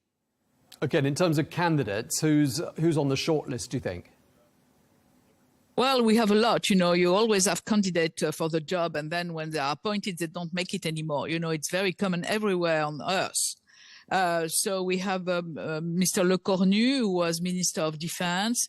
We have François Bayrou, who is an old friend of the president and old character of the French political landscape. We have Bruno Retailleau, he was previously Minister of Interior. He's he's an excellent minister with a lot of will to do the best for the country. So we have a lot of candidates. We always have a lot of candidates, that happens, as I told you, everywhere. I mean, isn't the next Prime Minister just going to face exactly the same problems that Barnier faced, in particular this issue of the budget? Well, the issue of the budget is not really the issue. The issue is that you have a technician of the chaos in this Assemblée Nationale. You have people who just want to create a chaos. So whatever will be the subject, when you want to kill your dog, you just say that he's enraged. So I think that whatever will be the subject, they will always find an alibi to create this kind of chaos. The budget is not an alibi. And then they blackmail the prime minister, and the prime minister cannot be blackmailed in a democracy. But this budget is extremely unpopular with the French public. Why is that? Don't they realise that it's not for fun that President Macron would put a budget like that on his radar? He sees it as a necessity for France in the longer term. Don't the people understand that? No, I'm in a finance committee, and the budget is not so bad. The problem is that we have a huge deficit, and we have to reduce it. So we have to cut measure. But this budget was not so bad. It's just that the communication around it and what the extreme left or extreme right did about this budget gave this bad impression. But the budget is not so bad regarding the huge debt that France have. So, I mean, when you own money, when the budget of the interest of the debt is almost equivalent to the budget of the defense, it's more than 50 billion euro a year.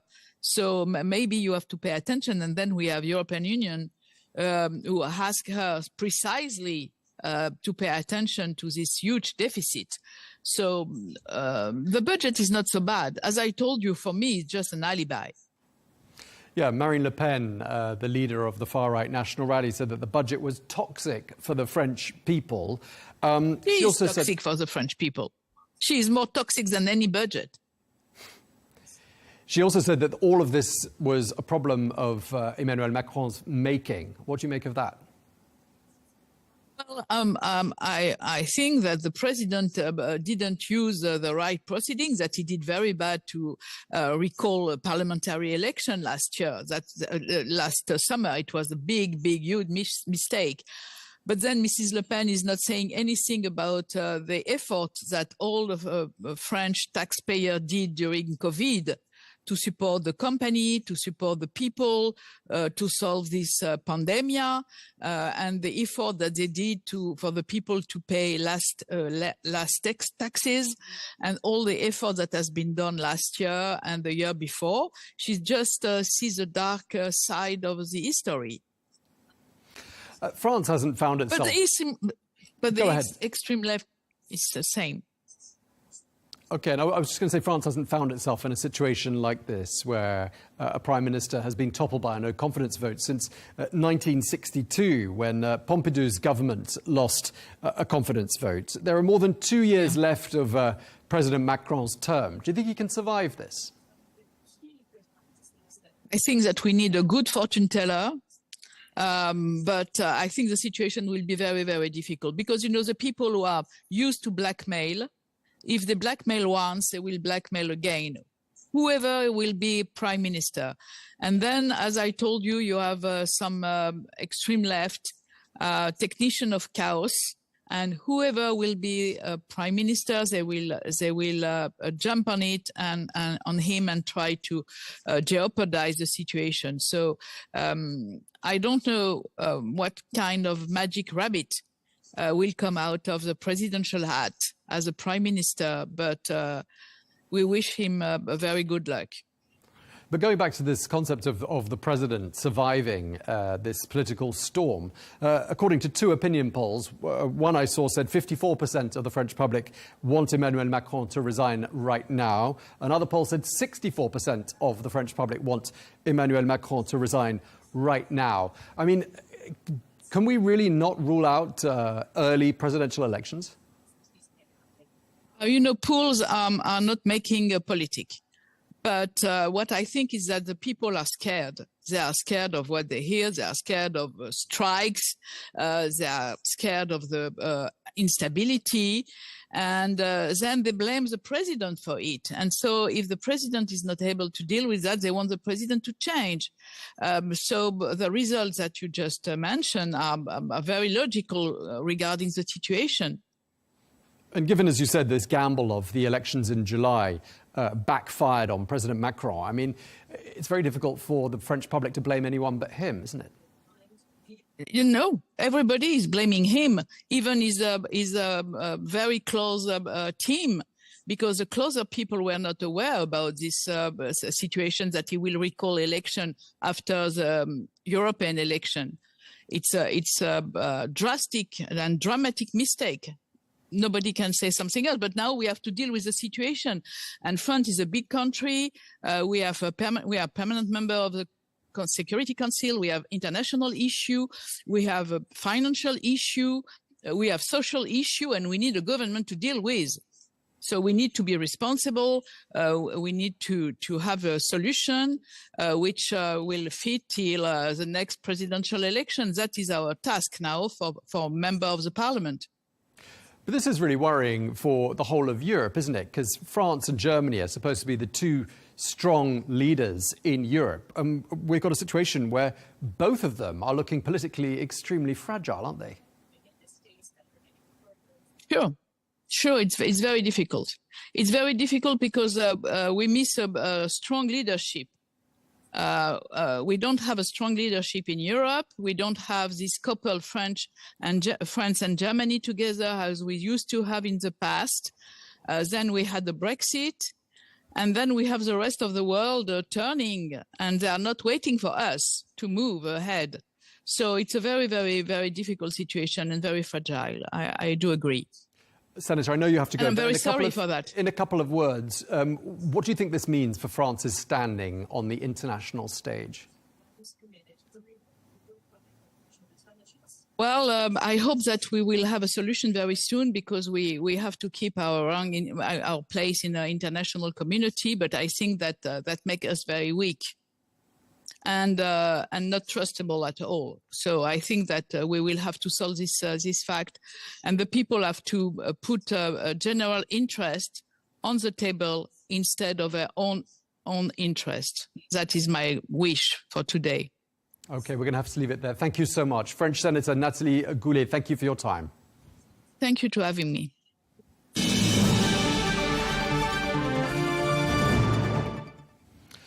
We're going to turn our attention now to the situation in Syria, where the city of Hama has fallen to Syria's opposition armed groups. Well, according to Syria's defense ministry, they entered the strategic city earlier on today as they continued their surprise offensive, which has already captured significant territory from government forces, including Syria's second largest city, the city of Aleppo. Well, located in central Syria, Hama is a key military hub with vital sites such as the Hama Military Airport and the Military Intelligence Directorate. Its capture could pave the way for the opposition's advance towards another strategic city. That's the city of Homs. Well, to tell us more, we're joined now by PJ Crowley, who is a former US Assistant Secretary of State and author of Red Line, American Foreign Policy in the Time of Fractured Politics and Failing States. Thank you very much indeed for joining us from Washington. The Syrian army says it's withdrawn now from Hama. That is, of course, Syria's fourth largest city. How serious a setback is this, in your opinion, for President Bashar al-Assad? Well, that remains to be seen, Tom. I do think it's a reminder of how fragile Syrian government institutions are. And we should remind ourselves, Syria is a failed state.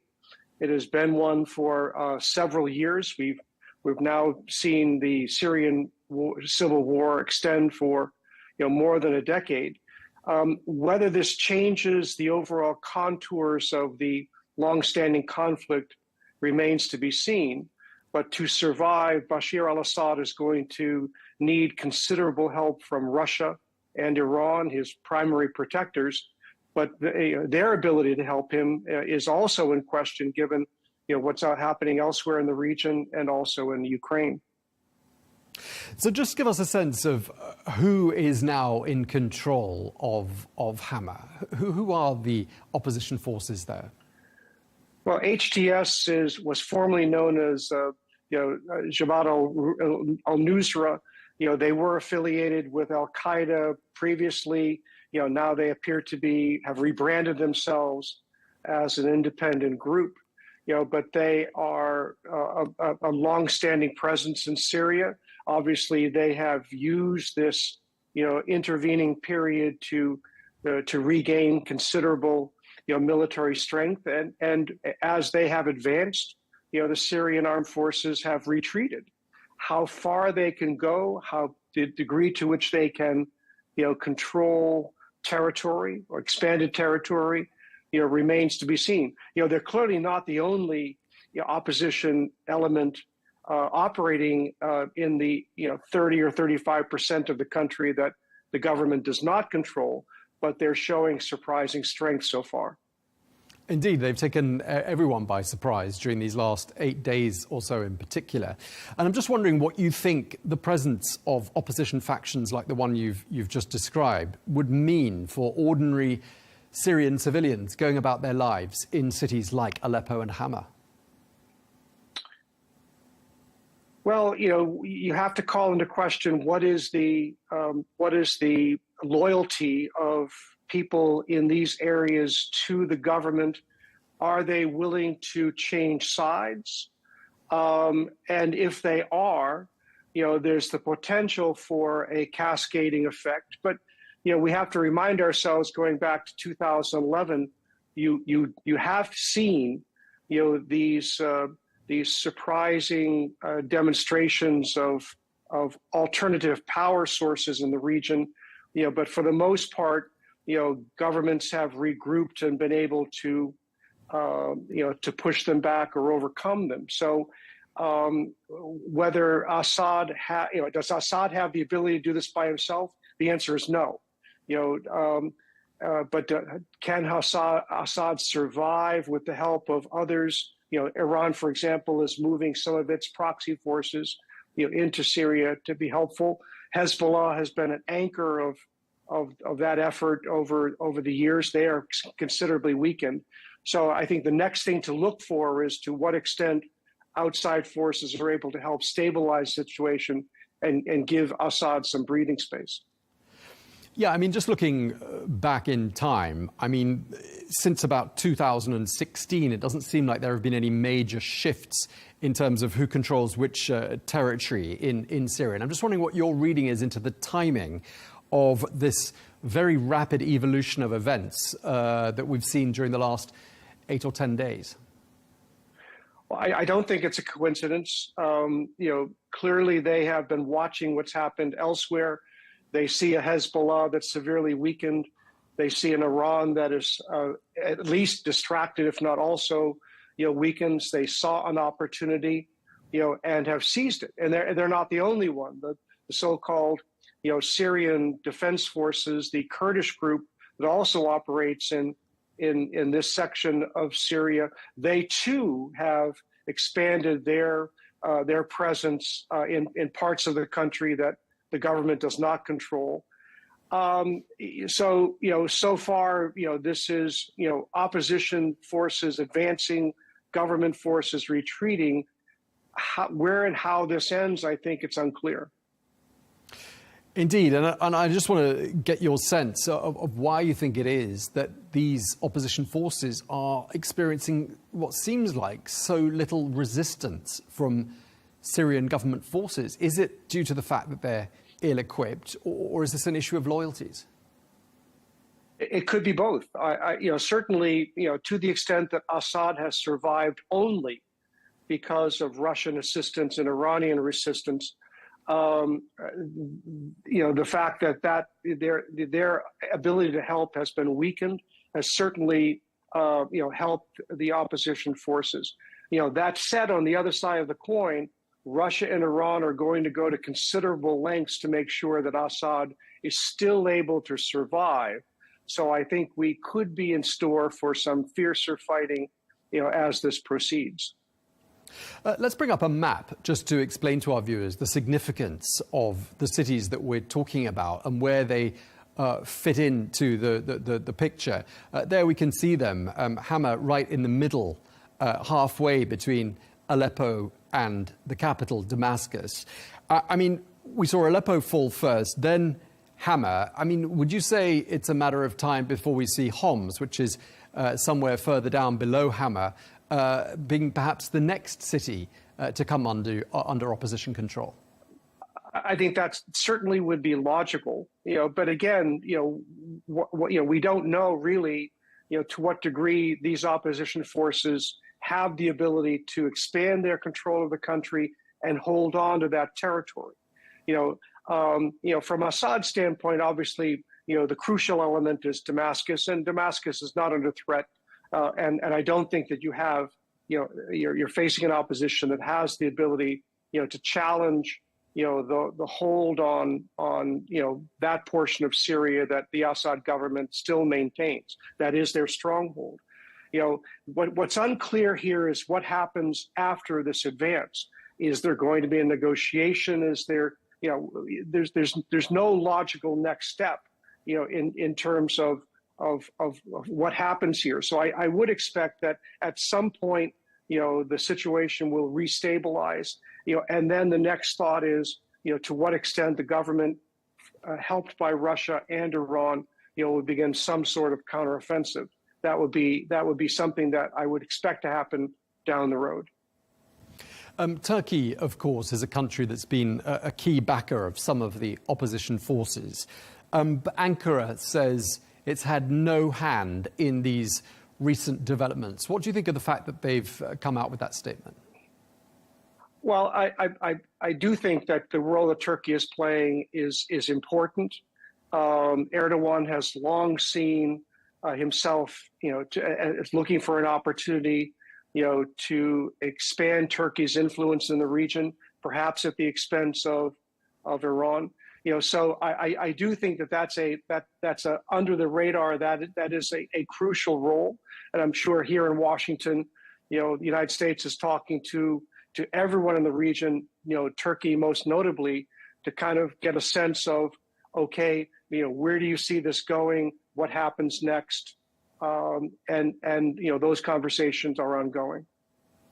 We received word in the last couple of hours that the central prison in Hama is now under opposition control. And I'm just wondering, what sorts of people do you think are now, who are likely to be in there, who are now going to be perhaps freed? What sort of profile of person do you think would be in such a prison? Well, I think it's highly symbolic and very important that as HTS has said, Assad was the one, both Assad and his father, were the ones who were throwing people in prison in Hama, and HTS is the one that has come in and is freeing these people. That's a wild card, and whether they will, join up with HTS to some extent, whether they will create mayhem in the area.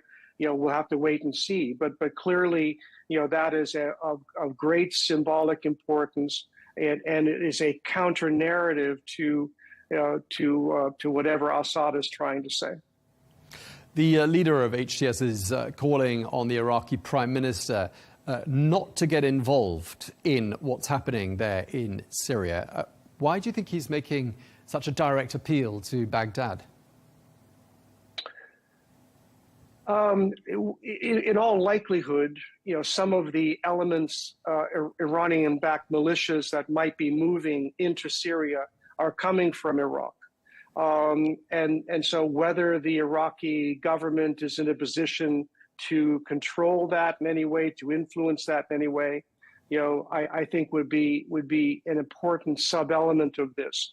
So, to the extent that HTS sees Iran starting to react, if Iraq is a counterweight in that effort, that obviously would be helpful to them. Syria borders a number of other countries, one of them being Iraq, that we've just been talking about, the others being Jordan, Turkey, and Lebanon, and to a certain extent Israel with the Golan Heights. I'm just wondering if you think we're likely to see a massive exodus from Syria, and whether those neighbouring countries, some of them, might be ready to take large numbers of refugees, bearing in mind that it is now winter and very cold in parts of Syria. Sure. Actually, that's a double-edged question. Over the long term, we've been talking about Turkey, for example.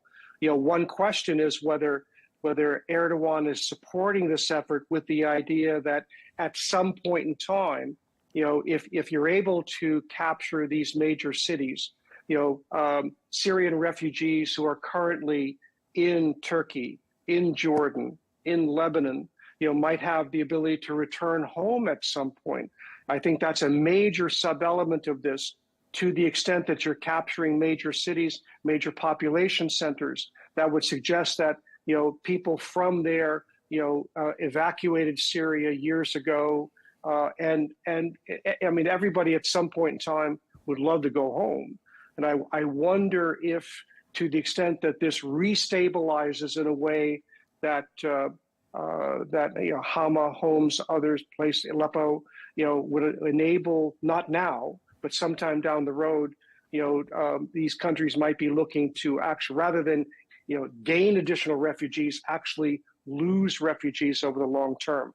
That's a major kind of subplot in this. Indeed, I mean, it is extremely complex to understand what's happening in Syria, because as you've been alluding to, there are lots of different parties involved. I mean, this is my last question to you, and we're sort of going back to where we started here.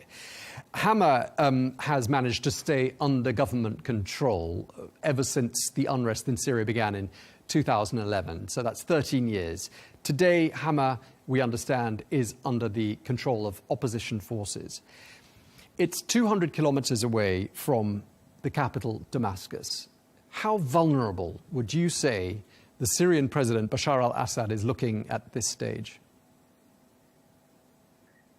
If you go back to 2011, Barack Obama, then President of the United States, said that Assad had lost his legitimacy to lead and should step down.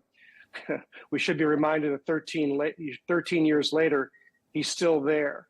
I think he has staying power, for that section of the country that he controls.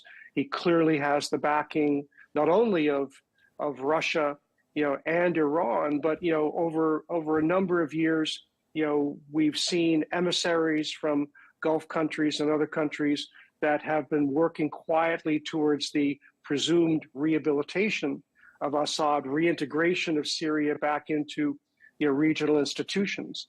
So a lot will depend on how Assad reacts, how the Syrian people reacts. I don't think he's in danger right now, but clearly, he's likely to lose control of some percentage of the country, and it's unclear to me where this goes in the long run. But Assad has shown us that, above everything else, his interest is survival. He has survived for 13 years. I expect him to survive this, even if he relinquishes control of key cities in the process. Okay, PJ Crowley, thank you very much indeed for your time today. A pleasure, Tom. Well, for more, we can speak now to Tanya Evans, International Rescue Committee Country Director in Syria. Thank you very much indeed for joining us on Al Arabiya News. The war in Syria is now in its 12th year. We've got escalating hostilities there. What's the latest you're hearing with regards to the situation on the ground? Thank you very much. The situation is rapidly unfolding at a pace that I think no one really expected. Hostilities continue and escalations continue across the board. And what we're hearing now is of significant displacement happening. We're also aware that airstrikes continue and that we continue, unfortunately, to see large numbers of injuries. Upwards of 200 individuals are known to be injured so far, and around 69 casualties and fatalities have been reported, including children and women. The situation in Syria was already dire, and the current rapidly unfolding situation is just adding an added layer of complexity onto a very, very complex response. Yeah, you've raised lots of important points. Let's pick up on just one of them before we attend to the others. A lot of people displaced, you say, and I'm just wondering where people are going. Where is it safe for people to go to? We are aware that there is a lot of movement happening at the moment from Aleppo into northeast Syria. Current estimates suggest that around 60,000 individuals have moved, with an anticipated 60,000 more expected in the coming days. The journey is not easy. It is also, winter is fast approaching. It is getting rapidly cold. And we do know, sadly, that there have been fatalities, including young children on this journey. We have team members on the ground at border movement points and at reception centres across Raqqa Governorate. And what we're hearing is that the situation is incredibly desperate for the people who are crossing. They are in urgent need of health services. They are in urgent need of water. They're in urgent need of food, and many are also in urgent need of somewhere safe and warm to stay. Yeah, and with regards to health facilities that you mentioned, I mean, there are reports that some hospitals have, in fact, been struck in the course of the last couple of days. And I'm just wondering whether that means people have much access. What options are there for medical treatment for people that need it? Some hospitals have sadly been struck, and so where hospitals were running, they are running at partial capacity, being able to respond to urgent needs. We're also looking at mobile medical unit deployment. We are deploying medical units in locations across northeast Syria, as are other partners. And so we're really doing the best that we can to be able to keep services running in a very unpredictable situation right now, while also trying to keep staff safe, medical staff safe. So it really is quite desperate. Yeah, and as you said, the situation is evolving extremely fast. And I think a lot of people we've spoken to on this channel have expressed their surprise at just how quickly things develop there. And I'm presuming that also means that people in Syria, the people themselves that you're talking about, didn't have time to prepare.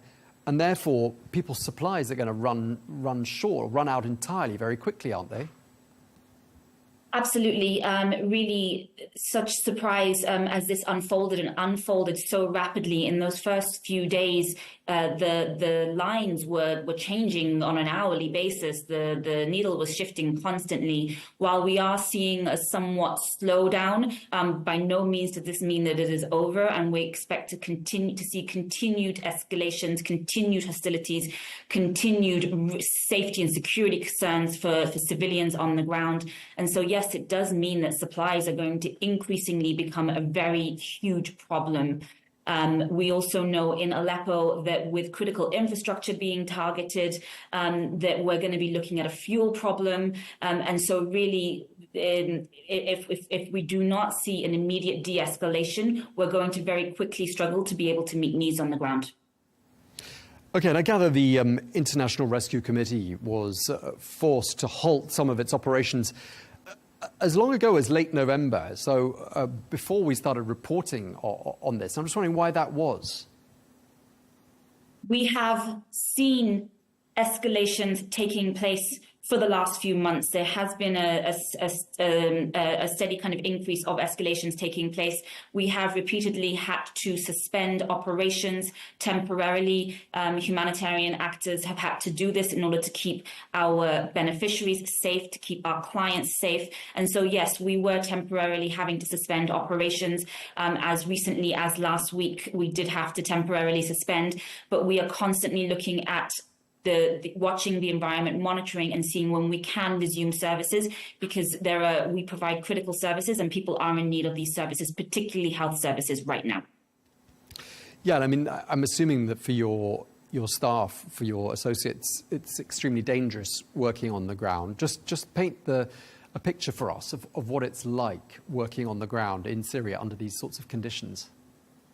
Absolutely. I mean, if I speak to what our team members in Idlib are going through right now, as we have been looking at gradually being able to resume critical services, meaning we've got team members going back into health centers and other facilities, we're doing so cautiously, and we're doing so knowing that at any time they could witness airstrikes. And this happened just a couple of days ago while we had team members in facilities, that there were alerts and airstrikes were taking place. And when it was safe to do so, we were hearing back from our team members that they could hear, see and feel these airstrikes that were taking place in such close vicinity to these critical services that we're running for people on the ground. Okay, and just lastly, I mean, you paint a picture there of an extremely desperate situation in which civilians are paying a very high price for what's going on around them. You've issued, in the name of the International Rescue Committee, an appeal to the warring parties. Just tell us what that appeal is. We need to see an immediate de-escalation of the situation right now, and we need to see all parties of the conflict to ensure the protection of civilians, civilian infrastructure and humanitarian operations in line with international humanitarian law. This is absolutely fundamental. The crisis in Syria was desperate already. It is only getting worse. And to enable humanitarian actors to be able to meet community needs on the ground, growing needs on the ground, it is absolutely crucial that we see the commitment to international humanitarian law. Okay, and if someone watching wants to help, what can they do? Funding is critical for Syria right now. Funding has continued to be on a downward trend, and so we need to ensure that we can get as much financial resources as possible to be able to continue scaling up needs. Okay, well, thank you very much indeed for taking the time to speak to us. Tanya Evans, thank you. Thank you very much.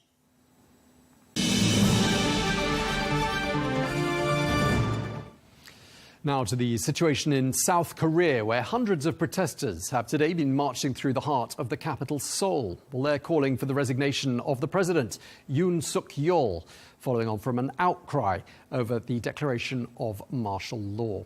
Well, the police say he is being investigated for insurrection, and Parliament is moving closer to a vote on his impeachment.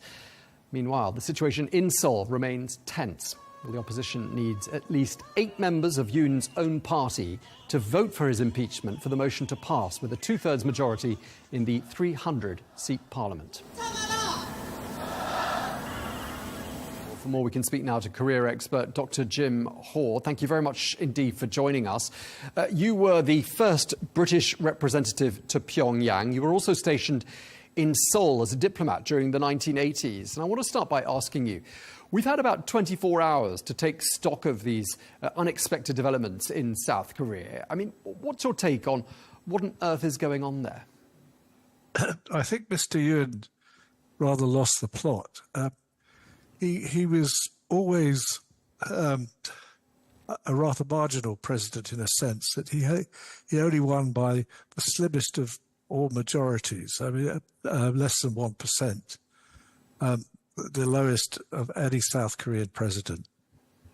And until recently, his party was in command of the National Assembly, but they lost that at the last National Assembly election, and instead the opposition came in with a huge majority and have been both very critical of the president's wife for accepting expensive gifts and not declaring them, and also more recently for they overturned the budget proposals and proposed a much reduced budget.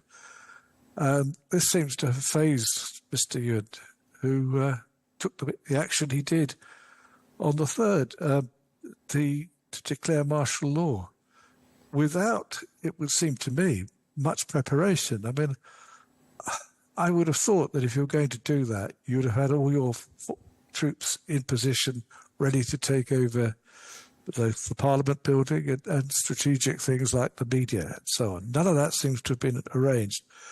Some troops were sent to the National Assembly, but they quickly retreated when they met the opposition of the lawmakers and some of the crowd outside. So it seems to have been an ill-thought-out panic decision, which was rescinded as soon as it was opposed. And, of course, the pretext that President Yoon gave for imposing martial law was the necessity to defend South Korea from pro-North Korean so-called anti-state forces. I mean, let's be clear, were there any specific threats, would you say? No, I think that's dog whistle sort of tactic. That there are certain themes that the South Koreans always use, that there are opposition favours the North, and therefore it must be communist inspired, which I don't think there was any evidence for whatsoever, and that has disappeared from the public pronouncements. No, I think that was just a standard smear, if you like. Okay, so as you say, logistically, few preparations were made. No credible or clear threat from the DPRK. So that still begs the question, what was the South Korean president trying to achieve, do you think?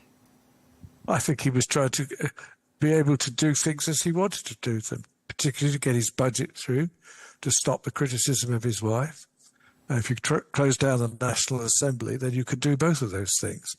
Or so he thought, but it clearly has completely misfired, and it looks as though there'd be a fair chance he will be out of office before very long, and possibly then facing criminal charges. It's ironic in a sense, because he was the chief prosecutor of Park Geun-hye, who was the president, not one before last, who was ousted following an impeachment and imprisoned, later pardoned, but imprisoned. To say he was the prosecutor in that case. Right, so a twist of irony as well. I mean, of course, you know both Koreas well. You've served in both the North and the South, which makes your knowledge particularly rare and valuable. Just how fragile, would you say, is the state of democracy looking to you in South Korea right now? Well, I think it was a late developing flower. There's no doubt about that. It really only dates from the early 1990s, when there was a peaceable transfer from the last of the military rulers, President Roh Tae-woo, to a long-term civilian politician, Kim Yong-sam. And then it passed from him peacefully to Kim Dae-jung and so on. So I think it has become well established. And as a point I was hearing frequently last night in some commentaries, that those who've actually experienced martial law would now be people in their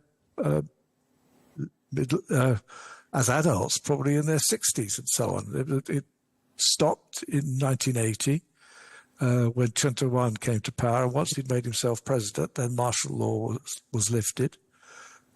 So there's been quite a long tradition now when no government has resorted to martial law because it didn't see the necessity of it. And I think, frankly, that's how the population will have reacted. A lot of the population will have reacted to this particular move. There was no need for it.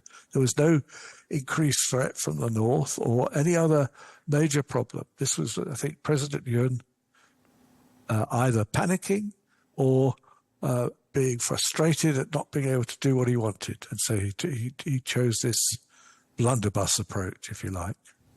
Okay, so no martial law in South Korea in 44 years, since 1980, as you said. So before the time you were serving there as a diplomat. Notable for us to mention as well that there are some 28,000 US troops based in South Korea. And we're hearing now that from the US Secretary of State, Antony Blinken, that Washington wasn't actually informed of this decision to impose martial law. Do you find that rather surprising? I have, my impression is that Mr. Yoon made this decision on his own, rather suddenly, without really informing anybody. It was not very sensible not to inform the United States, but then if he had done, there's a fair chance that somebody would have leaked that news, that he was planning to do this. So I can understand that the American concern that here is a very close ally. As you say, there are American troops on the ground in South Korea. They are an important part of the defense of South Korea, and yet they were blindsided on this occasion.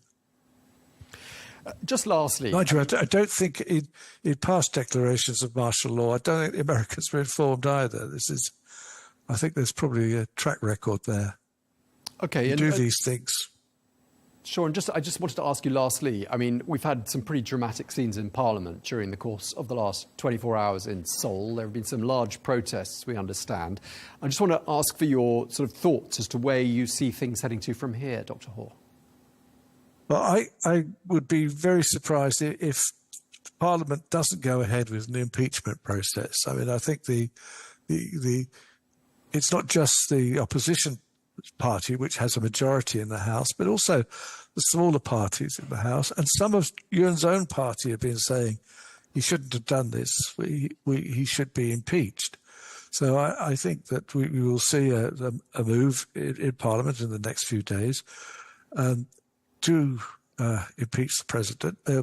Now everybody is on alert to make sure that if there is another attempt at anything like a military intervention, that the protests will be very strong and very, very marked.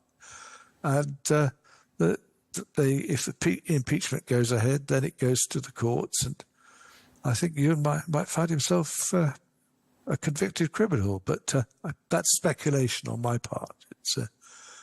But I think there's going to be a period of uncertainty, but it looks as though the opposition is going to be in control.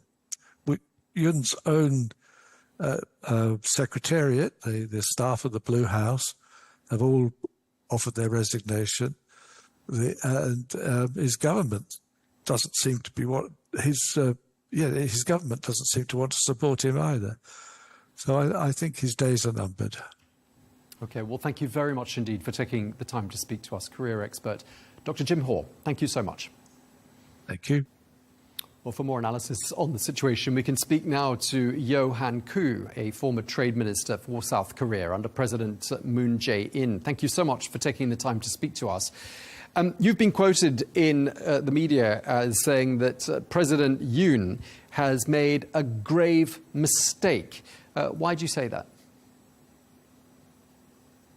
This is 21st century Korea, and it was about 40 years ago that the previous, the Korean president used this martial law. But now, Korea is fully democratized, and, it was really kind of stunned many Korean people last night. So I think it could really weaken his political base because of this martial kind of law, the action last night. Okay, we understand there were no specific threats with regards to North Korea, which President Yoon actually had cited. So what do you think he was trying to achieve? His approval rating has been hovering around, 17, 18, 19% for the last, the last few weeks. And then, he has been sort of kind of going through a tough time because of some of the kind of scandal related to the First Lady. And also, right now, the Korean National Assembly is really dominated by the opposition party. So many of these key policy initiatives were really blocked by this opposition party. And I guess that might have really frustrated him as well. So I don't know. I mean, nobody really know, what the President Yoon was trying to achieve with this very radical and surprise martial law action.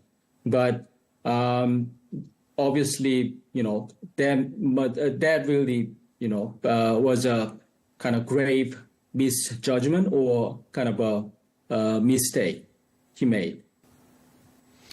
Do you think he's likely to survive, or would you say that impeachment was the likely next step forward for President Yoon Suk Yeol?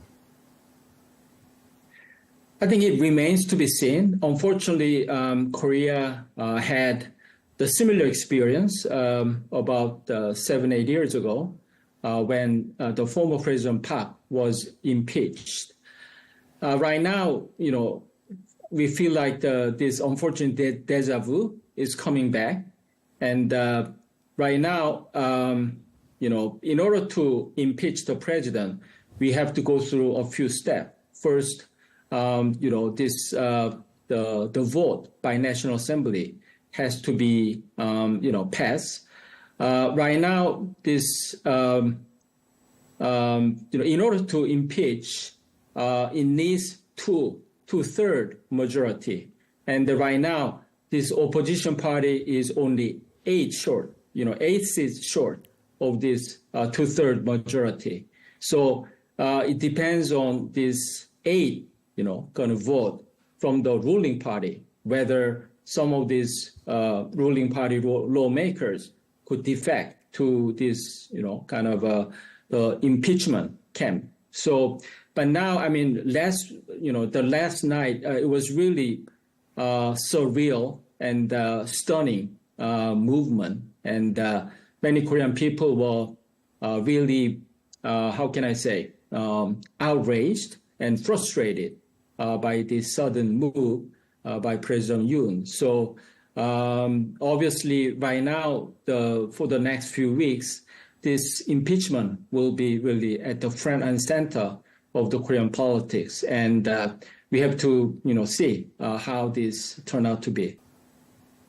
When you got the news, I'm just wondering what went through your mind? I just thought it was fake news. Last night when I got this text from my friend, my first reaction was that it shouldn't be real. It must be fake news or some joke or something. So that really shows that, it's a 21st century, and Korea is one of the most, highly advanced and also most democratized, countries in the world. And, nobody might have expected that we could see such a scene that we saw movies from this 40 years ago could replay again in reality. Now, I've heard you in other interviews linking the situation in South Korea and the sense of frustration that you just described there to the advent or the return of Donald Trump to the White House in Washington. What's the connection? I think it's a, weird coincidence, but actually in 2017, when Donald Trump was inaugurated, just only a few months later, the Korean president at that time, Park, was impeached. Right now, this Donald Trump 2.0 will be inaugurated in January 20th. And then now Korea is entering into a new, this impeachment debate and this political turmoil. So unfortunately, it's a kind of weird coincidence or, deja vu, coming back. Yeah, and people in Washington must be pretty worried looking at South Korea at these last 24 hours, a key ally. 28,500 US troops are stationed in your country. We understand that Washington wasn't even informed that martial law was about to be declared. Do you think that there is any sort of lasting diplomatic fallout from all of this? I wouldn't, amplify the fallout from this last night saga. I think, the good news is that this, martial law was kind of lifted only after about 6 hours later. And it shows that the Korean, the democracies is alive and resilient. And right now, the Korean politics is kind of shifting towards this impeachment, debate. So again, this is also, based on this, National Assembly and this democratic process. So yes, obviously, Washington might have been surprised, and also more kind of information sharing and more discussion need to be carried out on both sides. But I think, we have to be a bit more patient. Yeah, I mean, let's go back to the pretext for the martial law being imposed, which was this threat cited by President Yoon from North Korea. Turns out there was no specific threat, or not that we know of. But I'm just wondering what this says about relations between the two countries and the fact that some fears over North Korea can cause political paralysis across the border in your country. Do you think North Korea might try to exploit this? I mean, considering this security, environment that South Korea face in regard to North Korea, I mean, we always have to be vigilant about the possibility of North Korean provocation or manipulation in this kind of vulnerable, situation. During this administration, this Korean government has been really kind of hawkish, maintaining hawkish stance when it comes to North Korea. And also North Korea also kind of shifted their policy, stance towards South Korea as they are sort of giving up on reunification and seeing South Korea as a main kind of enemy, and so on and so forth. So this tension has been quite escalating, and as we know, recently North Korea sent their troops to Ukraine, and probably there might have been very dangerous kind of transaction in terms of sensitive technology transfer from Russia to North Korea. So when we look at all these security circumstances, we cannot underestimate the possible provocation by North Korea in this kind of situation. One of your colleagues in South Korea, Kim Min-seok, who is a senior Democratic Party official, described what's happened in the last 24 hours as follows. He said, "We have an abnormal president with an abnormal presidential wife who tried to protect abnormal power." What do you have to say to that? I think really it's unfortunate that that we find ourselves in this kind of situation, and there is obviously political differences between different parties, and there might be some confrontation, etc. But I think it's always important to bring together these different parties and kind of embrace different opinions and kind of find solution through compromise and discussion. But looks like this kind of process was kind of a missing for the last few months or years in this administration. So I think we need to bring back this normality into this political environment again. Yeah, okay, so 6 hours of martial law have now come to an end. We've had some dramatic scenes in Parliament. There's been some major protests, some unions calling for a general strike. I mean, how do you see the next few days unfolding for South Korea? Right now, this opposition party is really, kind of moving into this the impeachment mode in the National Assembly. And then, as I said, whether this National Assembly could achieve this 2/3 majority to get it approved in the National Assembly. That would be really critical scene, which will determine the fate of this president and also the fate of this Korean politics for coming month. So, but I would say that because of the last night surprise, this saga related to this martial, the martial law, the invocation.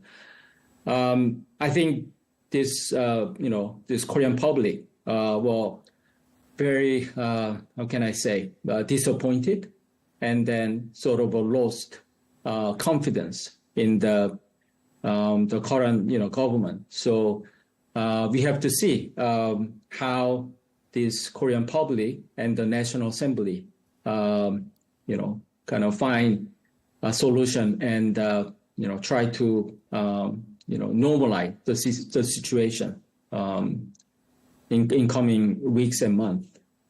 Okay, well, we're going to leave it there. Thank you very much indeed for your time. We really appreciate it. Yohan Koo, former Trade Minister for South Korea. Thank you very much indeed. Well, let's find out more now about the significance of these developments in South Korea, the reality behind the perceived threat level from Pyongyang, and find out more about the reality of life in North Korea. We can speak to Timothy Cho, a North Korean human rights activist and two-time defector who joins us from London. Thank you very much indeed for joining us. South Korea's President Yoon imposed this martial law last night, saying he's defending the country from North Korean anti-state forces. I'm just wondering, what did you think when you heard that news? Well, firstly, thank you for having me. Well, I was quite shocked as my role, particularly human rights activist, and I'm also secretariat for the UK All-Party Parliamentary Group on North Korea, and continue monitor on this situation and both inside and outside of North Korea. But something was happening in South Korea yesterday, and I first thought it was a fake news, but which I confirmed with the governmental report of Korea, it was happening. And but following the President Yoon's statement, and this was not what he actually said, citing that direct threat from North Korea and the nuclear threat from North Korea, but it was more likely he was referring the within internal political opposition. But he also then adding that part of anti-North Korean forces.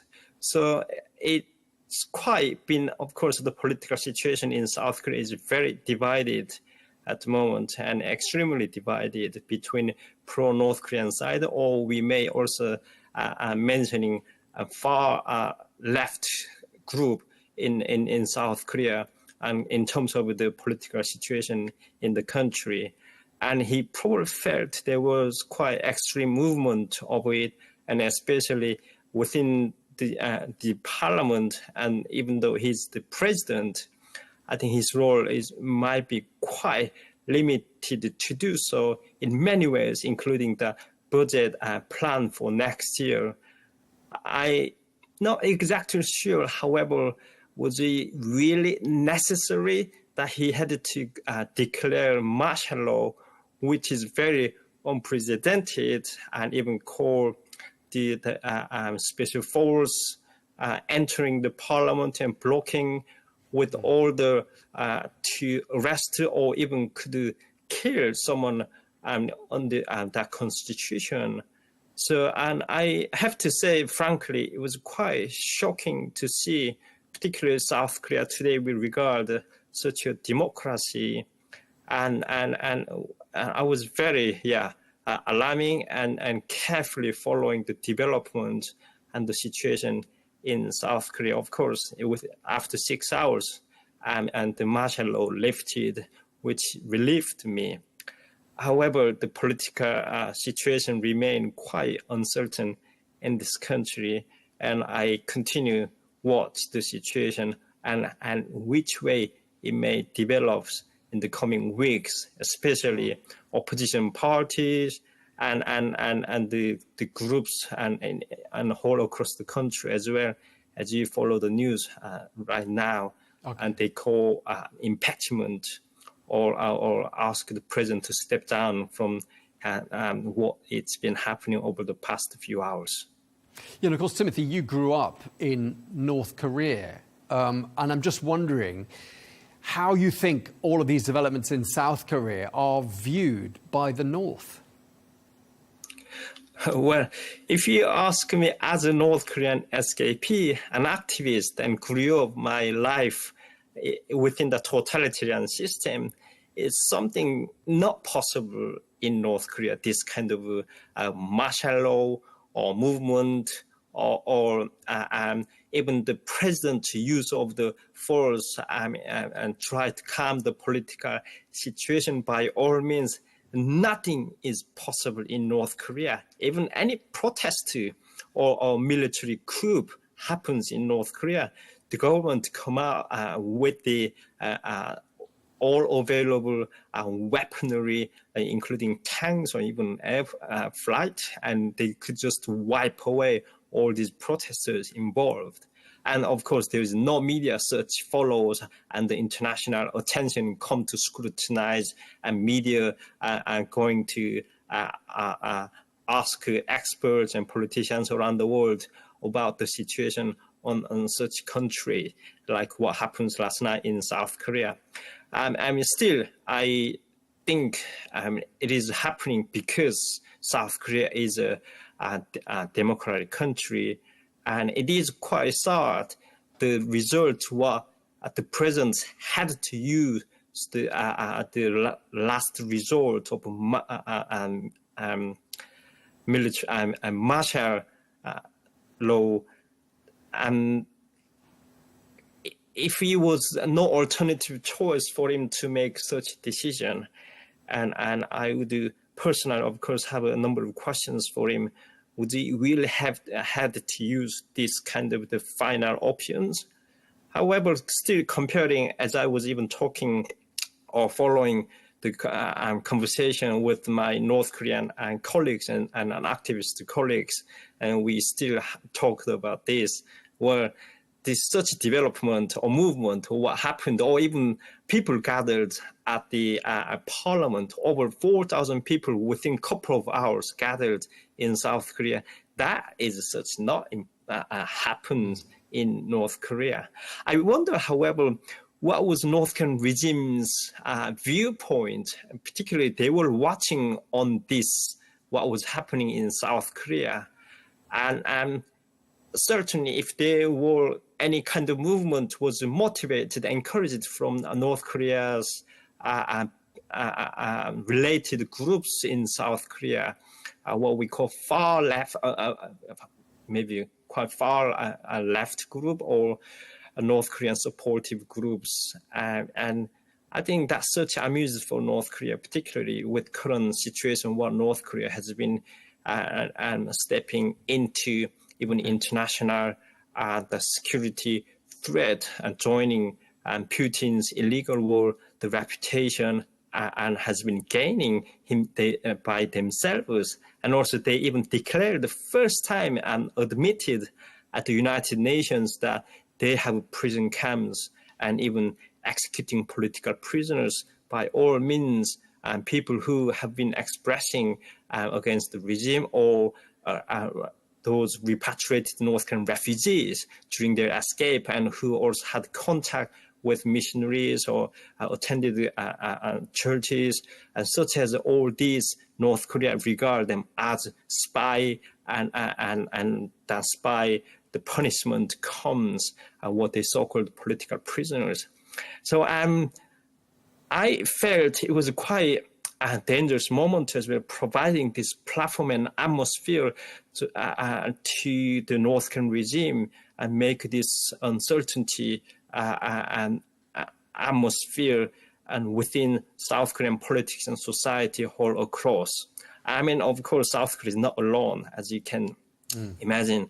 And I am based in the United Kingdom, and we were carefully watching the situation in South Korea last night. And also we do know that there are over 28,000 US and NATO troops are currently stationed in South Korea defend North Korea's nuclear threat. Okay. So we as North Koreans and SKPs especially, we still think because that was democracy and democratic order of this country, and such things were possible within few hours. Martial law declared or lifted the martial law after 6 hours. But I have to concern that what's going to come over the next few weeks, and how this might provide opportunity for the North Korean regime as well. Yeah, I just want to ask you a little bit more about how North Koreans feel towards the South Koreans, and I'm talking here at the sort of the level of the normal person on the street. You've described in a British newspaper being taught to hate South Koreans when you were in North Korea. Just tell us how you learned that. So South Korea is the enemy to all the education level in North Korea, and along, of course, they always regard South Koreans as the enemy along with the Western side. I mean, if you see two types of brainwashing educations in North Korea, which implementation starts from age 12 months. But the first brainwashing education in North Korea is you are brainwashing them to believe and think and actually the Kim family as your God and great leaders. That brainwashing education starts from age 12 months when they start work by bowing to Kim family picture frames in every household in North Korea. But the second brainwashing education is very interesting. It is about anti-religious education. Why? They are brainwashing you that such as religion, and particularly, and Christianity, it is American religion, and they try to use that religion to destroy to North Korean communist society. So this anti, by all means, that word and spectrum of the whole atmosphere towards the US and whole Westerns. And then they call South Korea a puppet of the Western imperialists. Which I grew up in North Korea, and many of my friends and generations, we believed, and in that one way or another. And I also believed Kim, the first Kim, Kim Il-sung. I thought he was God. And when he died, I genuinely cried overnight and not eating well, in which I was even asking for my father, who was a history teacher in high school. And what do you think of him now, Timothy? What do you think of him now when you think back about Kim Il-sung and Kim Jong-il and the rest of the Kim dynasty? What are your thoughts about them today? Well, they're nothing more than just a man, and whose ambition and created the country as a large prison society, and close people's eyes and block ears, and brainwashing from very young age, and media the media blockade from both outside and inside. It is a tragic, the country, how it has created a huge prison, I could call a prison country in the world. And there are 25 million people locked in this cage, and they cannot see, they cannot watch, they cannot listen, but they have to forcibly act and speak and think as the Kim, which is very sad. It is one of the reasons I have become a human rights activist myself, to speak and raise awareness of the situation. And I'm sure the regime what's been maintaining, holding such as the darkest we so-called the Hermit Kingdom, it won't go that far. Of course, it has been there over the past 70 years, but generations growing, and they desire and they want to see the truth. They can block it and completely, as the state has and the regime has failed to destroy the hope and future and all of this or generations desire continue move forward in this way between inside and outside. Timothy, sorry to interrupt you. I mean, just lastly, I don't know if you have any contact with anyone in North Korea at the moment. Just tell us what you know with regards to the situation there right now. Well, we do hear from inside family members. It can be both directly and indirectly. However, as you know and the world knows, there are no such mobile phones, internet, social media, or Zoom call like you can invite me all the way from London available. But the situation is bad inside North Korea, and it's been around 17 years I escaped from this country, but the situation has been getting worse and worse. However, what it means, I'm complete closure of the borders and barely escape anyone from inside the country. What I did years ago, maybe that could be the last stage of the process, and especially with the international uncertainty movement, what is come to expect, and yet. And people from outside haven't stopped, continue stand and fight against the regime. Okay, well, thank you very much indeed for taking the time to speak to us. We really appreciate it. Timothy Cho, thank you. Thank you.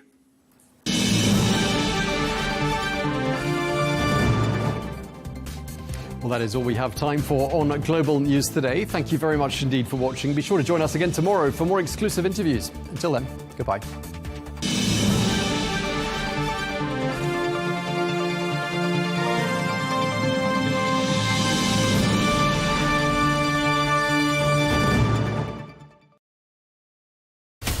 From the White House to Gaza, Kiev to Beijing, elections, economics and the environment compete with conflicts and other complex issues for our attention. In an age of fake news, deepfake and artificial intelligence, They've got to have a vote and a say. it's important to look beyond the loudest voice to understand the truth. From newsmakers to groundbreakers, My campaign is going very well. presidents, prime ministers, princes and peacemakers, and cultural tastemakers. As Arabs, as Middle Eastern, we're too emotional. Join me on the Riz Khan Show for empowering conversation.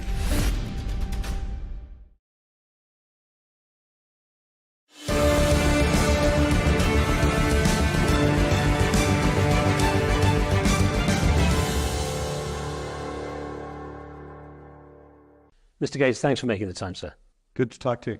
Let's start with this new announcement you made here in Saudi Arabia. It's quite a large commitment that your foundation is doing in combination with the Saudi government. About 620 million? That's right. What prompted that collaboration?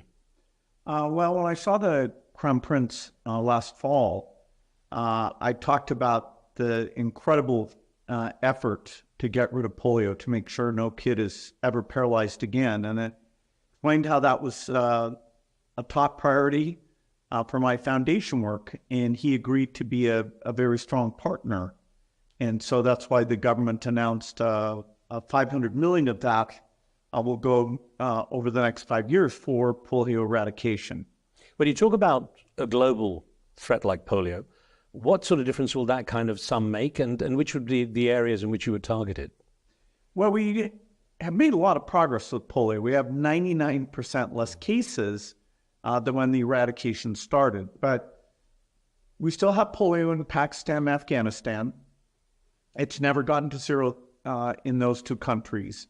And it's spread back into Africa. And so our two challenges is to get it out of Africa while, for the first time, getting all the way to zero in Pakistan and Afghanistan. And that costs over $1 billion a year. And so if we do it well over these next 5 years, we'll be certified as the second major disease to be eradicated. Only smallpox has achieved that to date. I was wondering, what was it about polio in particular that caught your attention first? Well, polio is a terrible disease. You know, it paralyzes kids. And in a poor country, to be paralyzed like that it really is an awful thing.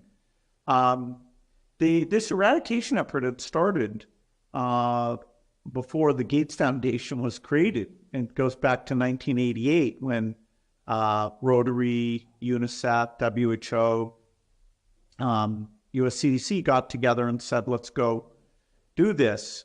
As the effort was not going well around the year 2000, the Gates Foundation got involved. And now the three biggest donors are our foundation, the US government, and now Saudi Arabia. And that's interesting because the collaboration in the region has really grown. I know through the Lives and Livelihoods project, the fund, you have already collaborated quite significantly with a lot of other countries in this particular region. And I'm wondering to what degree that's kind of showing countries in this region starting to realize they can step up to the mark. Well, it's been a great experience with the Lives and Livelihood Fund #1. And because that works well now, we're all making commitments to the second round of that. You know, the Islamic Development Bank understands the Muslim countries. They understand how to deliver. Our foundation understands health and agriculture. And so we take the expertise, we bring it together, and we pick these high impact projects. So, you know, we're both excited to renew that work.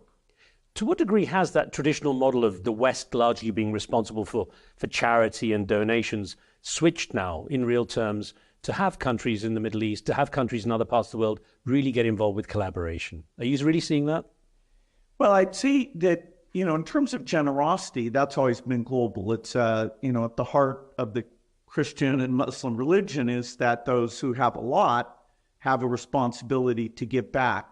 I'd say the new thing is to take this charitable money, whether from individuals or governments, and really be strategic, like creating a new vaccine or, you know, using a mapping approach to find all the children so we can get rid of polio and really measuring all the results. So with such limited money to help poor people, we have to make sure that it's being spent very, very well, both on health and education or all the things that can lift people up.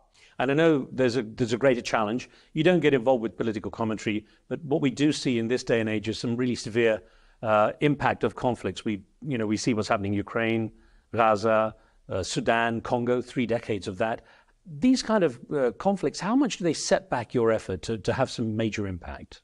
Well, the conflicts are such a terrible thing. The loss of life, the destruction of property.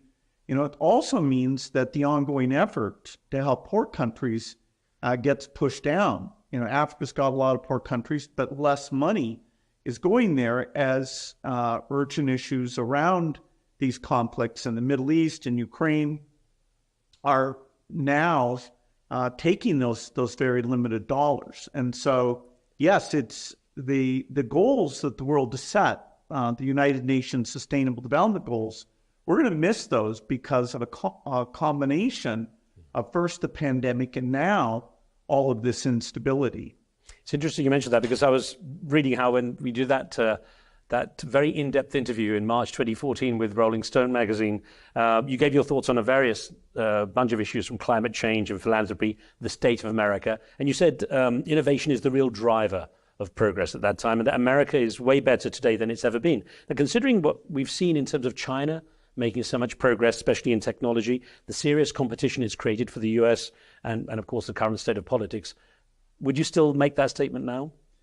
Well, certainly China's done a lot of very impressive things in manufacturing, high-speed rail, but in terms of overall innovation, the U.S. is still unequaled. You know, if you leave the country you're born in to go work with the best people in a subject area, mostly you're going to U.S. institutions. And so that's meant whether it's medicine or AI, the U.S. still has a lead there, even though these technologies fortunately get distributed globally and will benefit the entire world.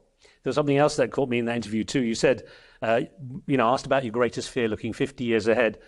You said there will be some really bad things that will happen in the next 50 to 100 years, but hopefully none of them on the scale of, say, 1 million people that you wouldn't expect to die from a pandemic or nuclear or bioterrorism. And a few years, of course, later, we saw the COVID-19 pandemic. I think the estimates are nearly 3.5 million or something close to what it's taken. And I wonder how your views on the risks have changed when you look at that? I mean, you're fighting very hard to get that 1%, for example, with polio, and then you have all these other things that might be impinging on it. Well, overall, the progress in health is phenomenal. Most people don't know we've gone from over 10 million children under 5 dying every year to now we're under 5 million. And so even though that's plateaued out with the pandemic and instabilities, it's something we can be very proud of. You know, we got all these new vaccines out to the world's children, and that is the primary reason we were able to cut the deaths so much. Now we need to get back to cutting it in half again, but you know, the financial situation, the instabilities meant that we're moving a lot more slowly than I would hope. You know, I had predicted there was a risk of a pandemic, and sadly, you know, that came true. We're past that. Now we need to get people working together in partnership and taking innovation and applying it to help the very poorest in the world. And so much has changed in the past 2 decades, perhaps even the past few years in terms of media. Is the media, now we've got social media, of course, in the mix, is it your friend or enemy now? Well, certainly I work with the media to get the good news out about how we've reduced deaths and where there's challenges. And, you know, I want citizens of generous countries to feel proud of the work they're doing. You know, Saudis should feel proud. Now they're on the polio eradication team. We need more of that generosity. And so the media is the way that we help people learn about it. And of course, it's, you know, you must get really frustrated with all the conspiracy theories. They just never seem to go. Do you think you'll ever get over those? They say, you know, about vaccinations and chips and so on. Well, up until the pandemic, I hadn't thought of that as a big phenomenon. I was completely taken by surprise at those conspiracies, you know, and some of them centered on me, and some of them were, you know, exactly the opposite of the truth. You know, vaccines have saved more lives than any other tool, and yet they came under attack. Now, of course, there's little doubt about what you've achieved for the world in terms of technology and access for the average person to computing and computing power. It changed the relationship people have with computers, for example. Now, of course, we have AI on the scene. What are your regards with that? I mean, is it a risk that keeps you awake at night? Well, AI is both the most promising and the most challenging advance humanity has ever made. A friend of mine, Mustafa Suleiman, wrote a book called The Coming Wave that, you know, says that we can take advantage of this, improving health and education, but we have to make sure people with negative intent aren't taking these tools and using it for attacks. You've managed to achieve something quite remarkable in this region now, getting people to come on board with the eradication of polio and paying attention to these issues. To what degree has your call for the super wealthy to really step up as well, to really make something with the resources they have, how well has that been responded to by these people? Well, we have a number of people in this region who are members of the Giving Pledge, where you commit to give over half your wealth away. We don't have all the billionaires, so we need to work to convince them to come on board and find that their philanthropy can be super fulfilling and have a huge impact. Is it possible to be too wealthy? No, I feel lucky that I have so many resources, that we can go after very ambitious goals, malaria, TB, HIV, it's very fulfilling work. The work you've done over the past 24 years since you started the foundation, the Bill and Melinda Gates Foundation, you've spent about $50 billion, I think, now on health education, poverty alleviation, and so on. What do you feel personally is the biggest achievement of the foundation? Well, certainly the work we've done in health. We helped create lots of new vaccines. We're founder of the Global Alliance for Vaccines that buys them for the children in the poor countries. We're founder of what's called the Global Fund that does amazing work on malaria, HIV, and TB. And so it's through collaborative efforts like that, or the coalition doing the polio eradication, that we've been able to have far greater impact than I ever expected we would. Where does it go from here, Mr. Gates? So you've got the announcement now made. What are the next steps? What do you hope will happen next? Well, it's great. The Saudi Arabia and the other countries in this region are helping with our dialogue with Pakistan, Afghanistan, how we execute and get the vaccines out to all those kids. So we need to get this one done. It'll be a monumental event. Once we succeed, we'll go on to go after other diseases like measles and malaria, which are also quite horrific. You seem to remain optimistic. No, I'm definitely optimistic. We have innovation on our side. We have, human generosity, the fact that people do want to help other people. And so it's incredible work. I appreciate you taking time out of your busy schedule. Thank you, sir. Thank you. Thank you very much.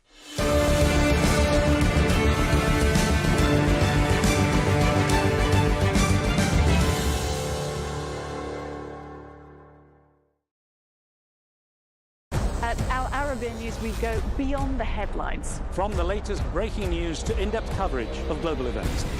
We're not bought or sold. Nobody owns us. The loss of life, the destruction of property. The conflicts are such a terrible thing. Context and analysis to help you see the full picture.